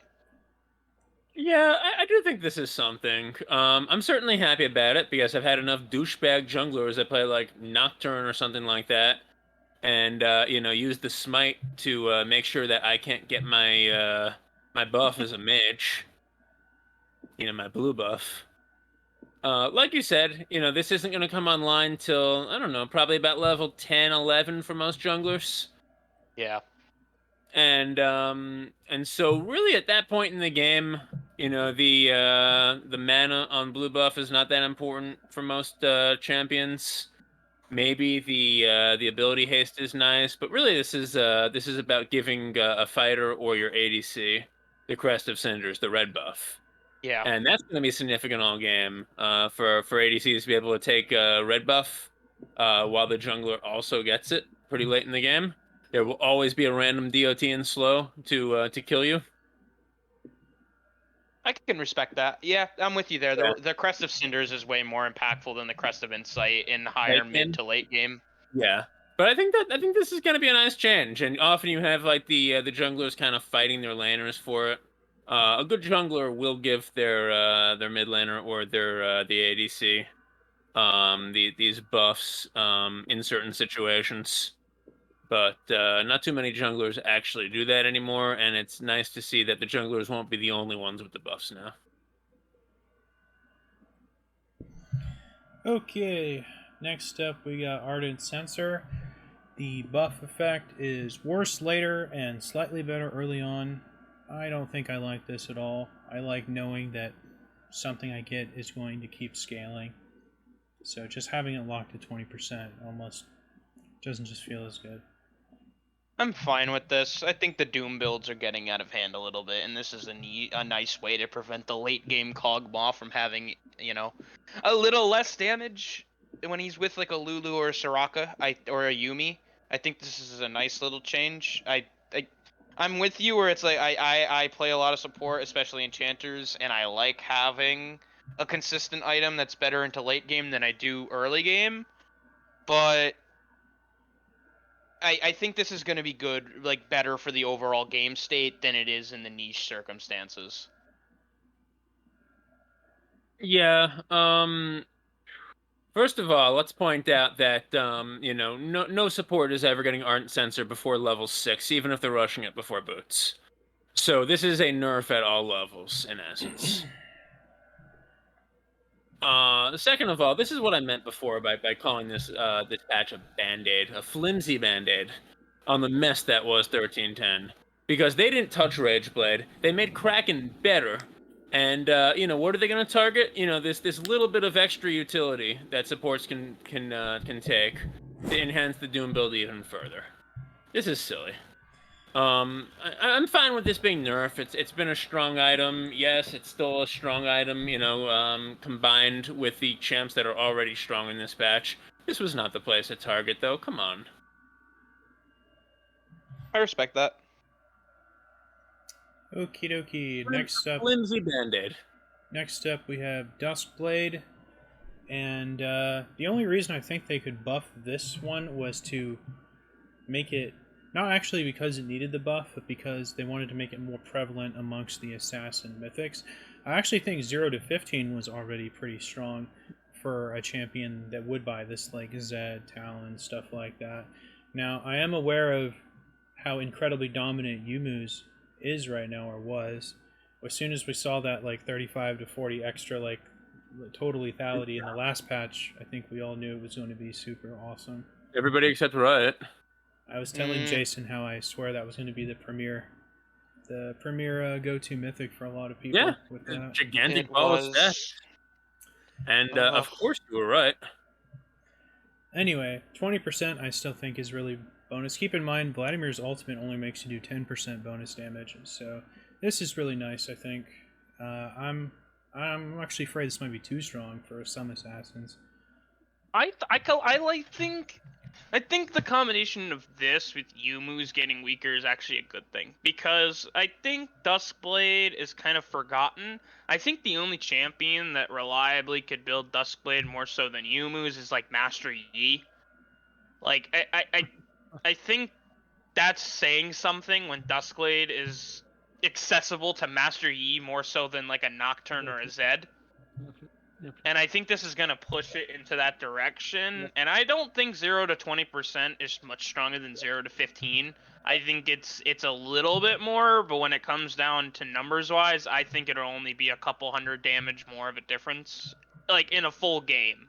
It won't. I don't- Oh, in a full game. Yeah, I was In gonna a thought you full meant in game. one combo. I'm like, it's not doing No, it anymore. no, in a whole game, I think it's only a Yeah. couple hundred more damage difference at the end of the day, because missing health damage is a very finicky stat. I think Sure. it's hit or miss. Go on, Jason. Yeah, no, I agree with you. Like, it'll be a little bit of a buff. I don't think this item was even bad to start with. I think it was just Yoma's being ridiculously overpowered with 40 lethality from one item. And that's the reason we haven't seen that much Duskblade. If you mass overly based on targets missing health, you can see that it's half as strong when they're only missing about a third of their health, and then it caps out when they're at 70% health. So in the technical sense, this isn't scaling from like 1 to 99% of missing health. This is actually better, faster than otherwise. Yeah, it that's a would good seem. point. Yeah, you are right. I didn't even notice that. With that said, it's still just the abilities. It's not your auto attack damage. Yes. Or all of your ridiculous item damage. Don't forget that. Okay, Like- next up we have A Fiend's Unholy Grail 2.0. And yeah, I've been seeing a lot of silly people build this on like the harass mages like Xerath bot, and then they just run like, what the hell's Font of Life, and then they'll try to Okay, trigger so that that Font of off- Life does work? Oh yeah. Yeah, we were wondering that last patch. I've actually seen more people build this on champions that have no heals and shield with Font of Life than the enchanters that should be running this, which probably has a lot to do with why they nerfed the damage component. Well, you nerf the heal even more. I'll be honest, I can't say much about Echoes because I haven't even tried the item yet, because I just haven't found a champion who I want to try it on. I find it to be a very awkward item, because it's not... I know it's like a meme where it's like Athenes, but there are notable differences compared to old Athenes that make me kind of not want to touch that item much. I'm comfortable with the current enchanter builds that I have in my pocket, and I don't play the harass mages like Xerath enough to try it. So this is kind of on you guys. I was way Yeah. more interested in Moonstone. To be I've played a lot of Helia on the last patch, and it's good. It's a very good item.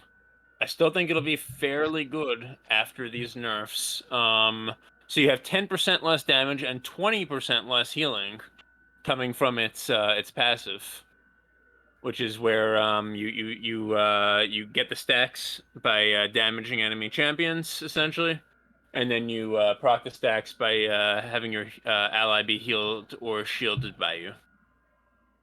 So 20% less healing in particular is definitely significant because this was not a tiny amount of healing that was on there. But this has been a very good item. It has been part of the Doom build. Even outside of the Doom build, it is a useful support item. And I think has been outshining every other support item in the game, particularly the Moonstone that you were talking about. Yeah, I think it's just a choice. One is just you're indexing into damage, and one you're just indexing into more single target heals and shields. I don't think one's better than the other. I think it depends on the champion that you're taking, but on most champions, unless you're talking like a Soraka, we're going to be doing a lot of big heals for an ally. This is just kind of gonna get you more healing over time, even than the Moonstone. Forget the 360 damage. One annoying thing about this item, though, is that the damage is credited to you, not to the person who procs it, or to the person that you heal or shield. And so it is a really good item for accidentally stealing kills from your ADC or other carry, because you're just trying to keep them alive with a healer or a shield, and boom, enemy is dead. Plus one reason I don't build that item. Look, you can just do a little like a shrug emote, and what are they gonna say? You shouldn't have healed me? I can't say what they would say because then I'd be probably kicked off this video. I've amazingly not been flamed by any teammates for stealing kills this way. I could see someone reporting you over that. Or That's anything. what I'm saying. I'm sure it'll do nothing to me, but give them an instant feedback report anyway. Okay, next up we have Gale Force, and basically less damage, less synergy with Critical Strike is the gist of it. They probably don't even know why they even touched this. It did a good amount in its first iteration that was never changed, the damage component at least. I don't know why they felt they needed to change it. They did change the damage type from physical to magic in the last patch. I don't really think it makes a big deal though. I think they're trying to make the item more of a actual utility ability, like utility active too, because a lot of people are just using it as an execute spell as a marksman, similar to basically having an active collector, like a better active collector, which I Several think is hundred kind of damage if you get all annoying. those bulks. Go on. Yeah, especially on like Jin. Yeah. I think this item's a little annoying, but I think making it less damagey and more of like, oh, I can dodge a spell with this or something, like a Morgana Q or something. I think that's going to be interesting to see if people end up using it more for that. Honestly, I think people are just going to keep brute forcing it and using it as an execute because I don't think this change goes far enough. But that's just me. Yeah. This is taking maybe in its ideal situation, maybe 100 damage off. 100 damage off of like 500 to 600 damage that you could have dealt just with this active. Yeah, I still usually see ADCs use this as a kite tool, because even 500 or 600 damage is basically about 0.3 seconds of uptime for ADCs these days. Okay, next up we got Kraken Slayer. This is probably the strongest item in the game that's not a mythic, in my opinion, right now. And I kind of scratching my head over why they would change this to physical damage. I felt like the point of giving it true damage and then magic damage was to diversify your damage portfolio from physical to something else to make it kind of slightly harder to itemize. But now that it just gives more magic or physical damage on hit, and they gave it a huge buff to its base amount and then also increased all the ratios.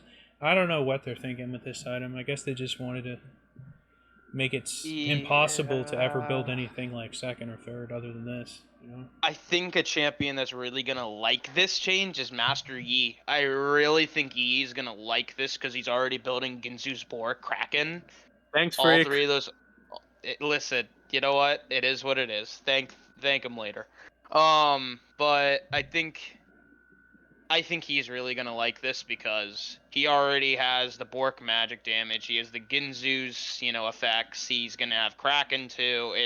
I think this is a bad change across the board, but for Yi, who I adore, I like it. Bork does not But do again- magic damage. I thought it did. The I'm pretty. the confident active it did. effect, well, not the active, but both the passives do physical damage. I thought they used to do magic. No, Winter? You're talking about? He's talking about Blade of the Rune King. I Oh, thought Bork, it did Bork. magic. Maybe a be- bunch of If years it did, ago, that'd be just stronger physical in my opinion. If it did, Yeah, first of all, like, good that they changed it back from magic to physical, because all the other on-hit items are already doing magic damage, and it was ridiculous, having these ADCs do all magic and being so hard to itemize against. But they just, like, increased the base damage. Max level, they quadrupled it.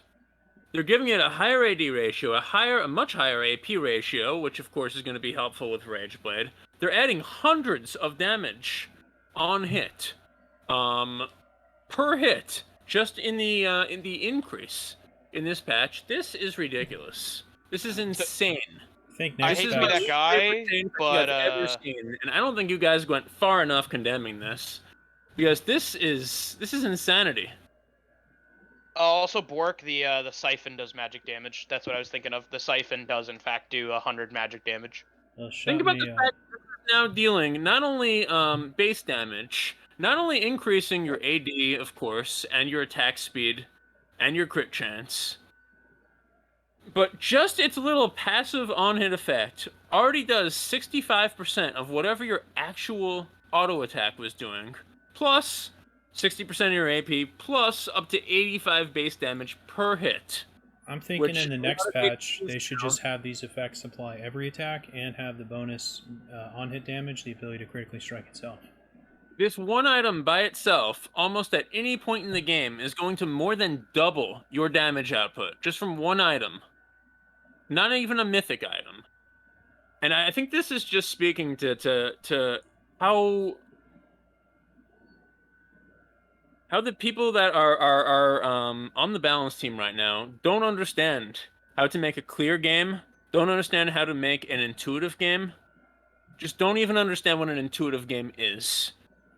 Because if you're doing damage, it should be through your attacks and your abilities. And I challenge you next time you die to an ADC to go to the death recap and see what that death recap looks like.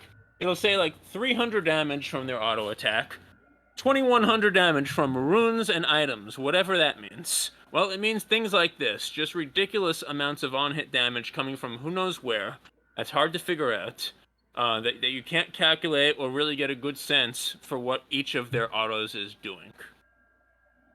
I hate this. I hate I this think so much, it's. and I I feel think it betrayed depends. by a company that used to put so much effort into intuitive, visible design while still having a game with a lot of depth. They haven't removed the depth from the game, but they've just made it impossibly obscure. I think it depends with Kraken, specifically Kraken, because I don't know much about Me the too. general game state in terms of what you're describing, but Uh-huh. specifically about Kraken, I think it's interesting because I think it's going to be fine on, again, I refer to Yi because he's the easiest example I can think of in terms of this item.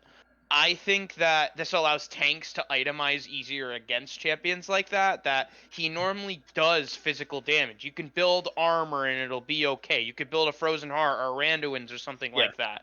But Yeah. with old Kraken, where it was doing magic, you had to weirdly itemize and go hybrid, even though he's mostly doing physical, but he does like 40% magic. This Yeah. kind of halts that. This really does allow tanks to have a streamlined way of defending themselves. So I think it's okay in that way, but I see where you're getting at. I think if they Yeah, no. lower the base damage, lower the base damage and kind of do what, kind of the idea of like, allow it to be like kind of on hit with crits and stuff like that, that'd be cool, but Yeah, other I like than that it's physical that- damage now. other I than think that, was it's one good change here. the base But damage If you increase is just look at high. the amount of damage coming out of this, it's literally it's more than your auto attack itself. Just this little on-hit effect. Forget the extra stats it's adding. Forget the other 4 on-hit items you have. I think it was smart when it did The magic tank's not gonna damage. be able to survive very long, even against all this physical damage. Sorry for cutting you off. What, Chrissy? I think it was smart that they changed it from true damage to magic damage. I think the unfortunate thing is that it existed at a time where like 6 other items were also doing on-hit magic damage. I feel like this was the item to just widen your damage portfolio to make it harder to itemize against you. It's unfortunate that it existed at a time where 6 other items got a huge popularity surge in like on-hit magic damage. As And for I like agree all of the buffs on it, yeah, it was already strong. The base damage is especially suspect. Especially, this is so good, you should probably just get it first, just because the base numbers on it are so high. The base numbers plus 65% of your AD plus the AP. Reminder that like your whole auto normally is just 100% of your AD and nothing else. Like, I might go like Kraken, Bork, Ginzus on Yi. Like not even build the mythic till the 3rd item because of how strong the on hit is starting to get with some of these items. Ginsu's is a mythic now. I know. I'm saying like the mythic is the 3rd item. The Ginzus is the 3rd item. Kraken, Bork, Ginzus. Not like because I used to do like the last patch. I would go like Ginzus, Bork, Kraken, but now that Kraken is this strong, I can't resist it. Also, I have tested it in the practice tool. Ginsu's does not make this item trigger faster, but it's still very strong. Oh, you don't get the bonus on hit? You don't get the bonus Kraken Slayer on hit? No, because it's an on-attack effect instead of an on-hit effect, it doesn't work with the Phantom Oh, Strike but who are you thing. testing with? I'm looking now and it says basic attacks, melee is on hit, ranged is on attack. I think it's specifically coded to not work with Ginsu's on either or. Now, for all the energized effect items, they will proc an extra item's worth of the 100 things of the stack they need, so that makes them slightly trigger faster, but it has no interaction with Kraken Slayer. Yeah, I don't know. I feel like Kraken Slayer is in such a weird design place. It's basically just, tons of mindless damage for what you're already doing.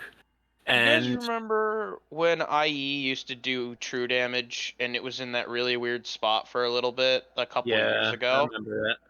It's kind of where I see Kraken at. It's like it's weird. It's in a weird place, state. but it's also like must buy because it's so ridiculously cracked right now. Yep.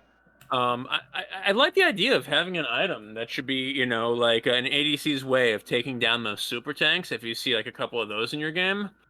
But if you want to do that, just get rid of all of this AD ratio, get rid of all this base damage, whatever. Just make it a certain percentage of the target's maximum health as true damage on hit. Boom. One thing I'd also like to notice is they didn't even change the effect where if you repeat this on the same target, all of the damage on this item is doubled. It still has that passive effect. I still think this is absolutely amazing on Jhin, though. Just because he can make the passive on this do like 600 damage. Yeah, I mean, good, but, how about Tristana, who's going to be able to do, literally 600 damage to you every hit for 2.5 attacks per second. I'm not saying it's bad on her, right? But a lot of items historically in League of Legends have been balanced around how Jhin can abuse them, since he can get 2 or 3 times more AD than every other AD champion can. Right. This just seems absolutely insane to me. This is probably my least favorite change, besides it being non-mythic last patch.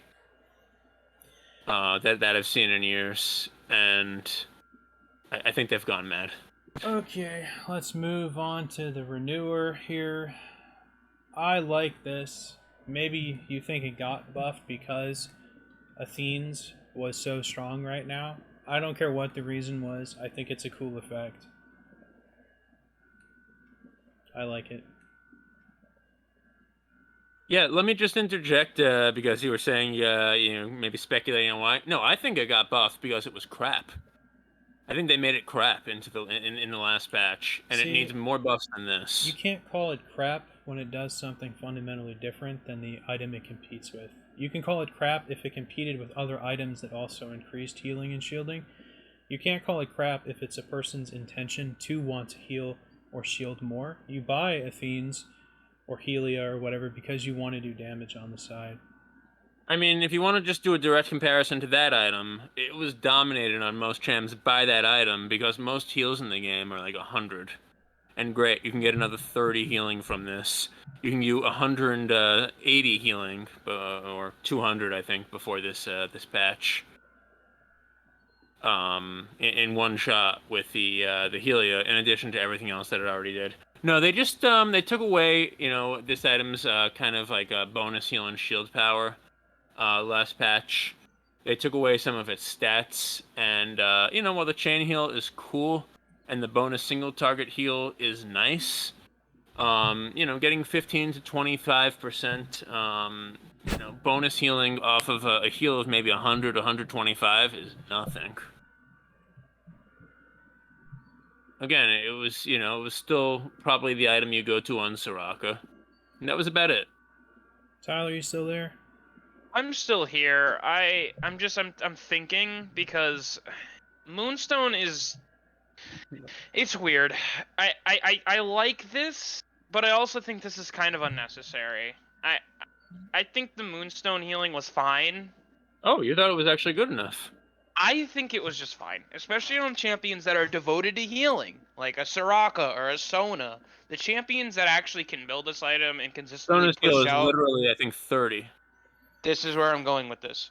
This item made those champions healing really strong. I think this item made Soda's healing and shielding strong. Not super strong. Soraka's healing is super strong, but it made Sona's shield and healing good enough.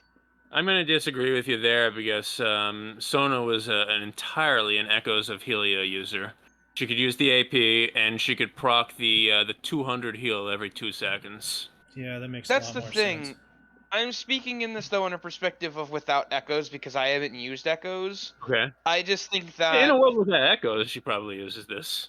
I think it's just I think they're buffing it to make it outshine echoes, which I think is a really stupid decision to buff something to make it better than something else.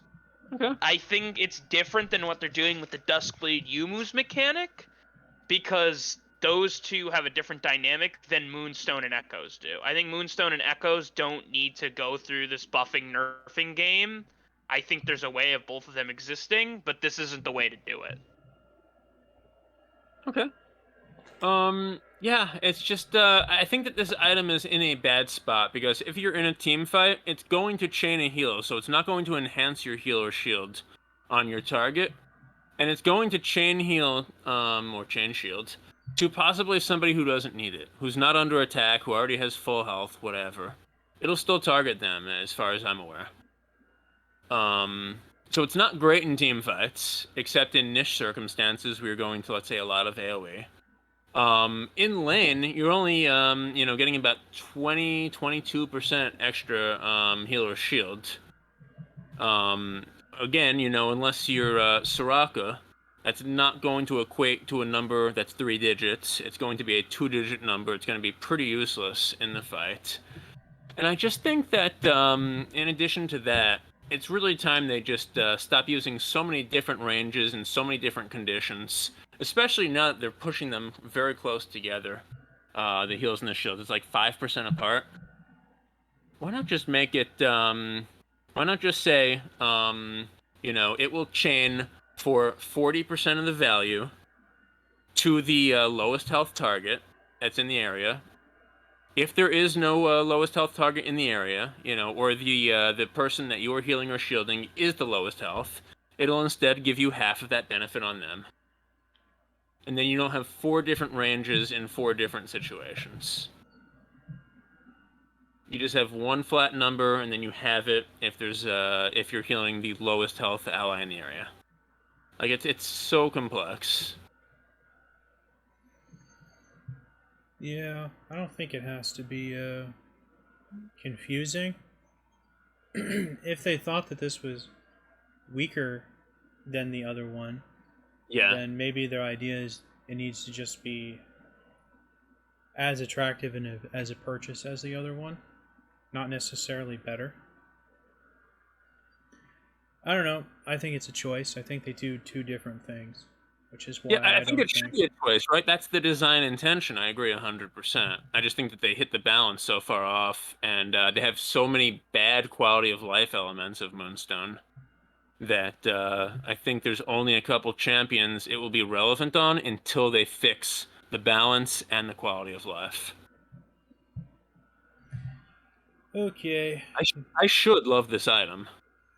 Next up, we got Quick Blades, which they've made a complete 180 on in just a single patch. Yeah. I don't know.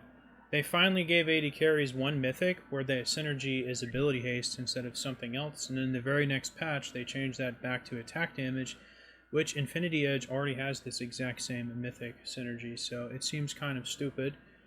On the other hand, you get more cooldown refunded. It's not a lot, but it is something. They didn't change the bonus attack or ability damage from building this item, though. That's still part of this. And then they just gave it less haste.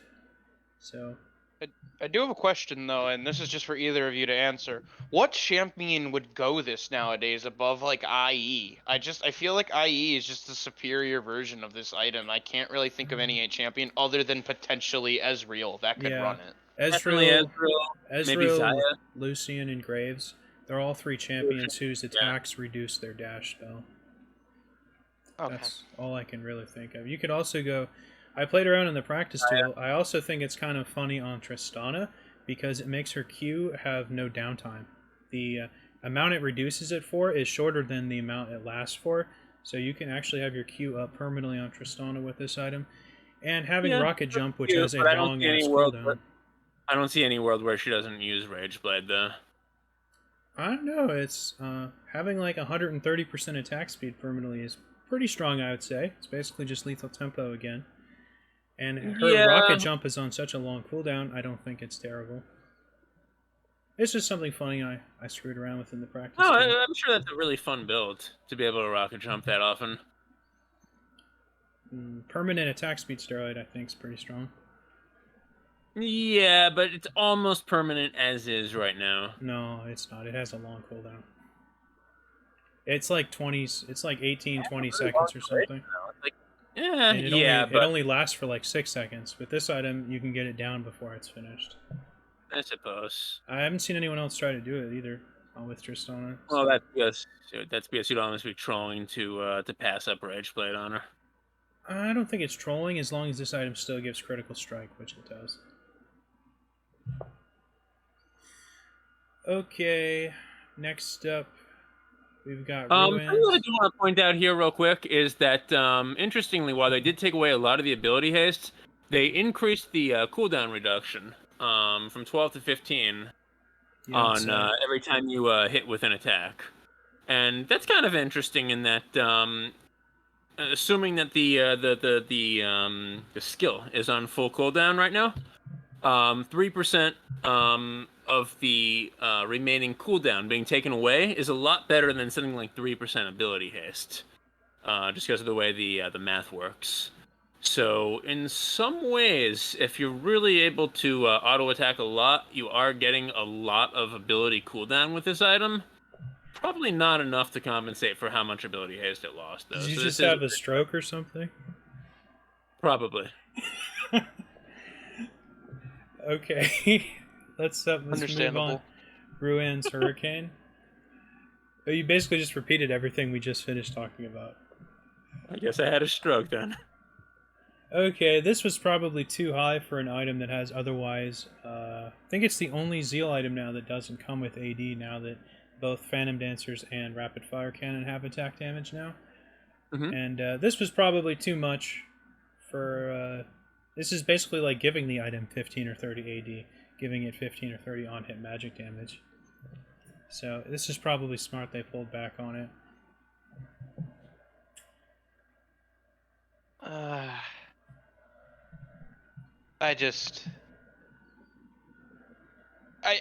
I wish I could talk more about these items, but I don't play the champions that utilize these items enough.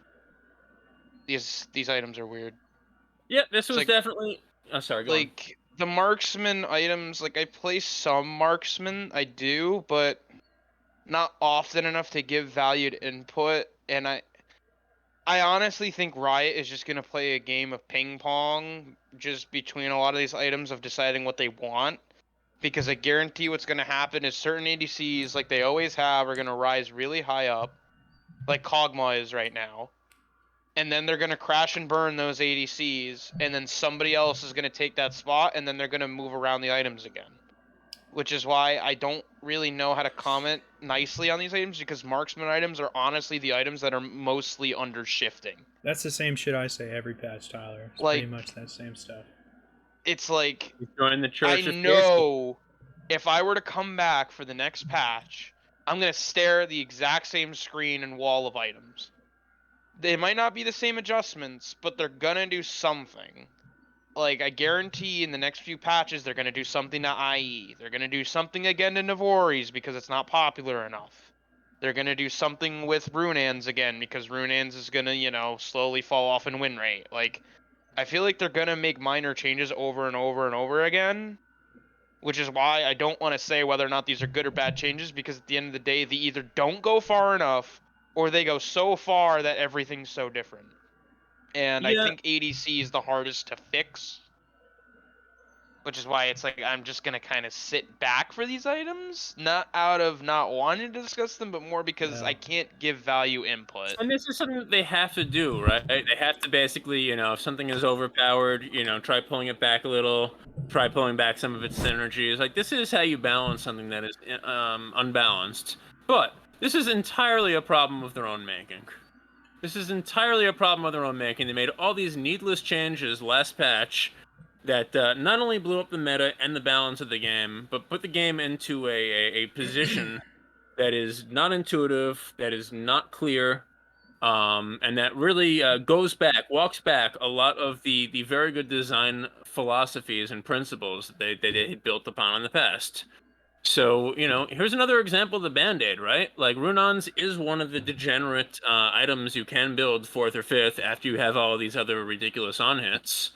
But, I mean, they didn't touch Rageblade. We're about to see that they actually buffed Static Shiv, which is usually something that's built 2nd or 3rd before Runons.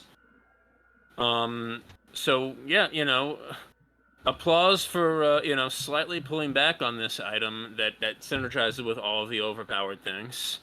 But, you know, I think you just shot the messenger instead of the bad guy here. Yeah, you mentioned, Tyler, earlier you said that AD carry is the hardest to fix.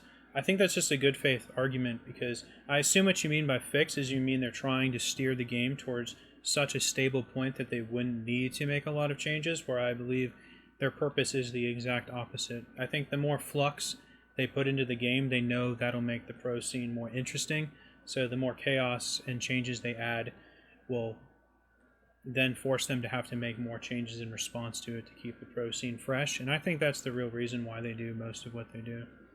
Well, there's definitely that point of view of like, well, if it affects the pro scene and it makes the pro scene more interesting, or the pro scene more viable, or the pro scene this and that and the other, I know that perspective and I agree with it. However, I also believe a part of it isn't just pro scene. I do believe that Riot identifies that a lot of their income and a lot of their player base is not pro scene, and I think they're understanding of that. They're not stupid, which is why a part of me believes that they just are genuinely struggling on how to properly balance marksmen together, because they either go, again, too far with the Kog'Maw, or so little that, you know, Ashe right now. I don't even know what's going on with her. I barely see her, and I don't think her win rate's very high compared to other Support now. marksmen. She's a support. Exactly my point. She's Yeah. been pushed to support because she's so bad at doing consistent damage, which was her whole thing. I'm sympathetic to Tyler's argument, I think, but I think Chrissy's argument that they are looking to just shake up the pro meta a little bit more is interesting.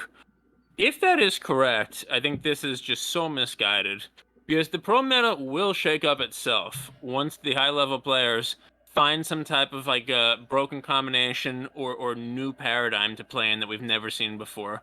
Nothing was changed in the balance patches really that made Karma Top into a Terra. Nothing was changed in the balance patches in the last 2 years that made a Ghost ADC meta, where all the ADCs are taking Ghost instead of Heal into the next big thing.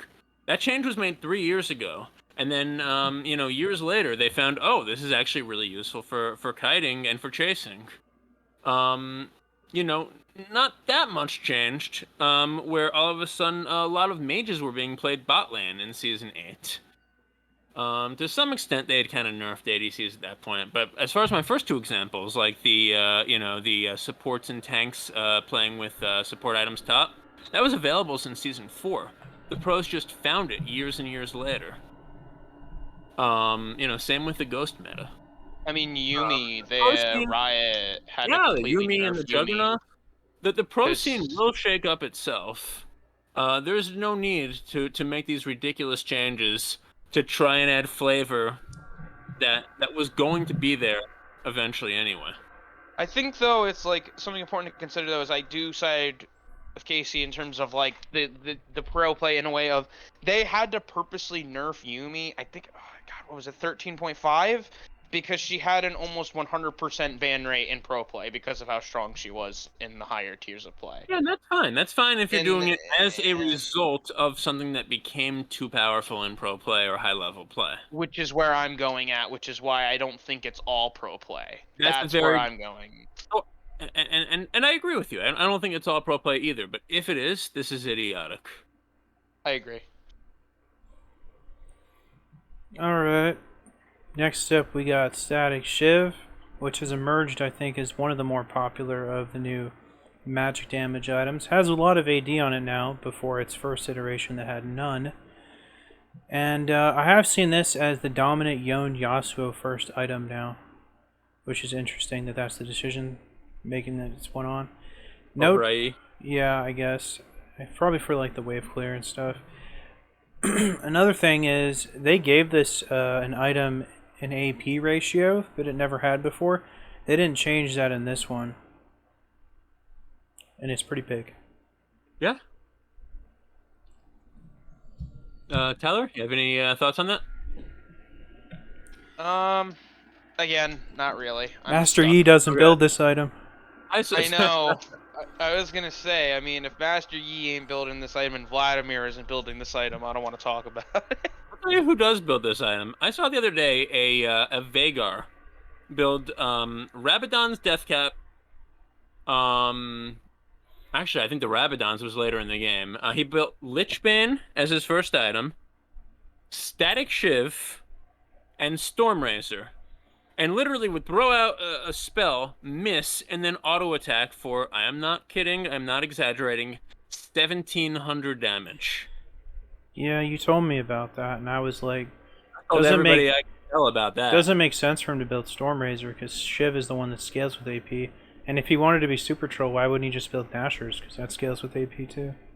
It does, but I don't think he wanted the attack speed. He just wanted to one-shot you with, with one auto attack. Yeah, but what I'm saying is those items scale with his damage, so they would do more than Stormrazor would.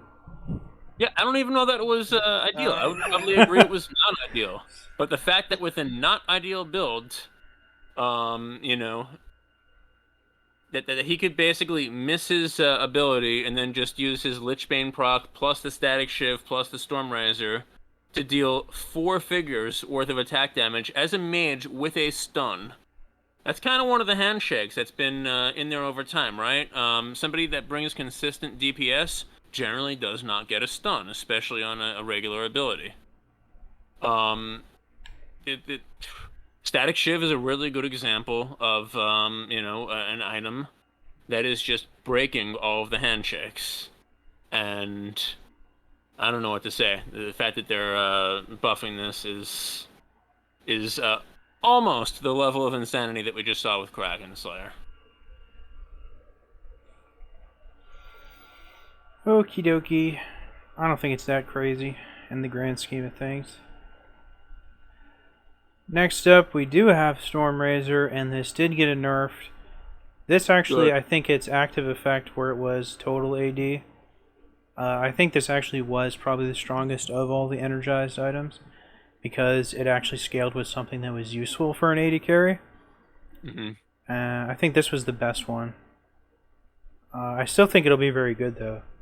That's just such a huge amount of your total AD that I'm surprised all of these just weren't bonus AD ratios. They're usually pretty stingy with those. I think this Yeah. is just. I think Storm Razor is probably the only one that I really think was like. It's annoying seeing it every single game because it used to be an item that certain ADCs would build. It kind of was niche. Like I kind of thought of it as almost like the legendary of Navori Quickblades right now.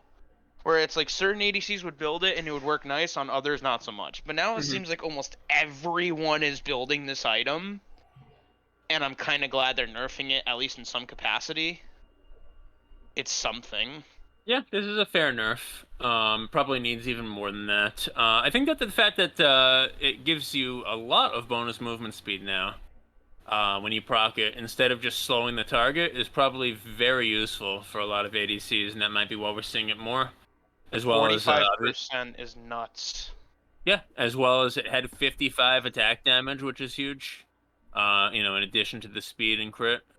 I think we're gonna probably see one more nerf about this size before it's in a good place. But glad that they nerfed this, even as they're buffing things like Static Shift.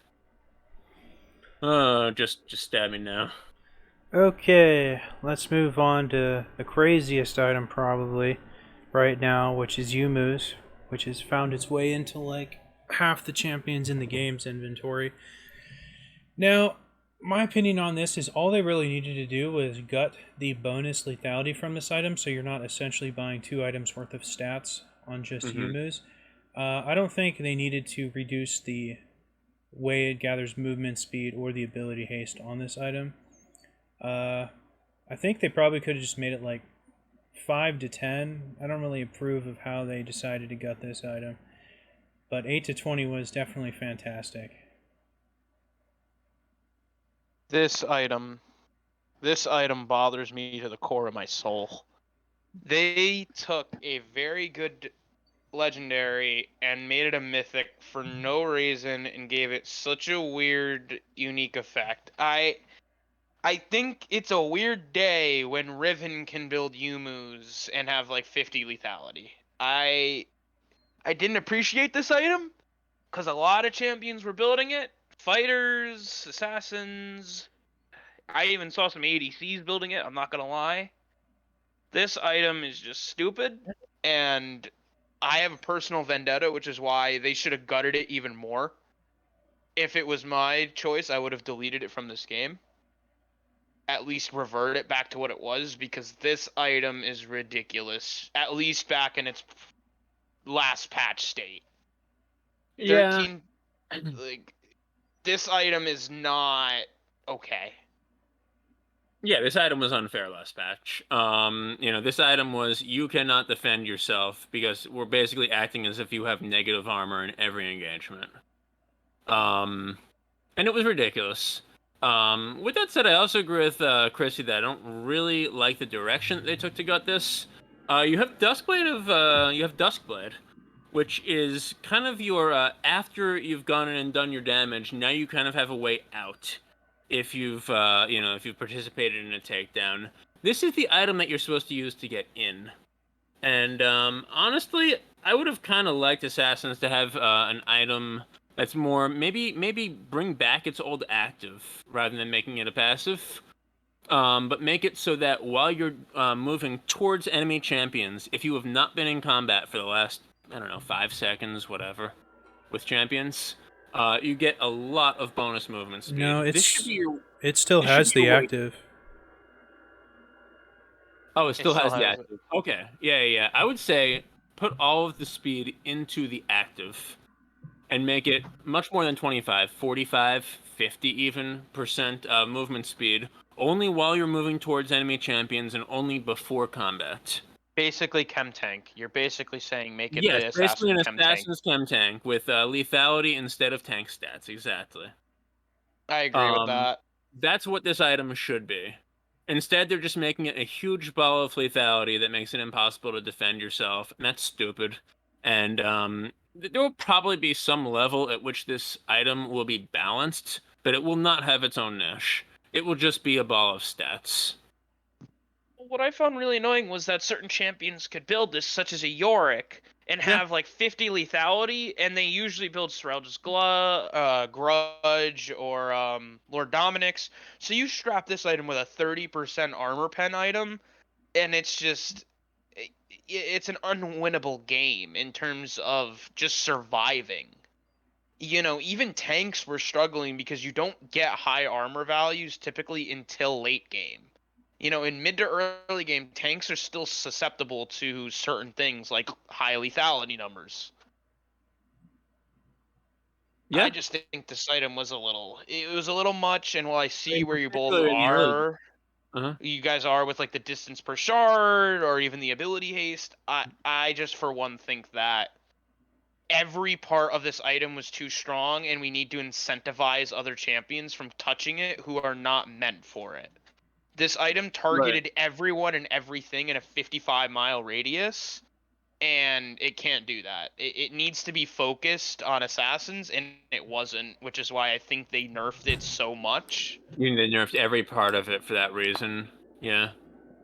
You know, it makes less people want to use it if everything about it is worse. Like a Riven's not going to build this if everything is worse. But a Zed still might build it, for example. Right, right. And that's obviously what they're aiming for. But I think a Misfortune Yes. is also going to build this.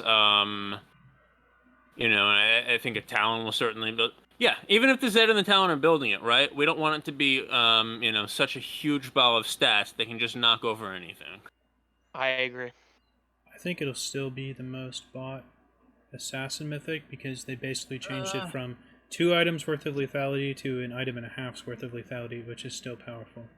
Yeah, so what are the choices now? There's the Yomus, there's the Duskblade, there's Eclipse. Eclipse. Yeah, I haven't seen too many Eclipses. Yeah, it's kind of, no one likes it since it doesn't have lifesteal on it anymore. It's kind of, Yeah. that was the one like only assassin mythic that had sustain on it, so it seemed kind of stupid to get rid of that. I agree, and I think this just, you know, you call me a riot apologist quite often. I'm making no apologies for them now. I think that the last 2 patches is like the clearest as day proof that that they don't understand what was great about their game. Yeah, I don't really have a problem with what it did. The numbers were just too high. Yeah, I mean, I generally have a problem with just like ball of stats items, but the numbers were definitely too high. You know, and 780 for a legendary item, that's more than anything else in the game. Time to move on to these ARAM changes. Oh yeah. No, we're not going to talk about that. Tell me about how much it's going to matter that Bel'Veth now gets 5% extra outgoing damage. No, in no, ARAM. all right. Listen, Jason, you do not understand. The impact of giving Quinn's scaling of attack speed by 2.5% is a crippling change. I always forget Quinn is a champion until some dumbass decides to like insta-log her first pick on my team. I had my eye on that Aurelia change, actually. It makes it Oh, very yeah, forgiving to miss your shit. What I'm hearing is you're going to do another series of this just on ARAM. No, I'm not going to do that. You say yet? No, I'm not going to do that. Alright, I'll do it then and I'll invite you both. They just don't really We'll all make a lot of. suffer. They don't really do a lot of changes. I thought every patch they do ARAM. Now they do, but I don't know. Now they can't help but change shit. All right, that does it for 13-11. It's been fun. I guess I'm happier with Ivern, much happier with Rel. I suppose you convinced me. I didn't feel too strongly about a lot of the changes, I guess. Just the lack of Azir buffs, I guess. I'm sure more will be coming as far as Azir buffs. Yeah, a lot of the champion changes in this batch actually worked pretty well. I'm just still livid about what they've done to the items. Overall, I think this was a lukewarm patch, as Jason said. You know, a flimsy band-aid, or as I say, walking Slim Jims at this point. But I think there was some pretty good stuff like the Rel stuff thrown in there. The Yumu's nerf was really nice. You know, I think again overall lukewarm, but definitely not the worst patch I've seen. No, that was No, don't not last even talk patch. the about worst patch I've seen in 13-10. the last 2. That was last patch. We don't we Yeah. don't talk about 13-10. We do not talk about it. Patch that shall not be named. All right, well, that does it, and we'll see you guys next time. Take care, guys. See you guys.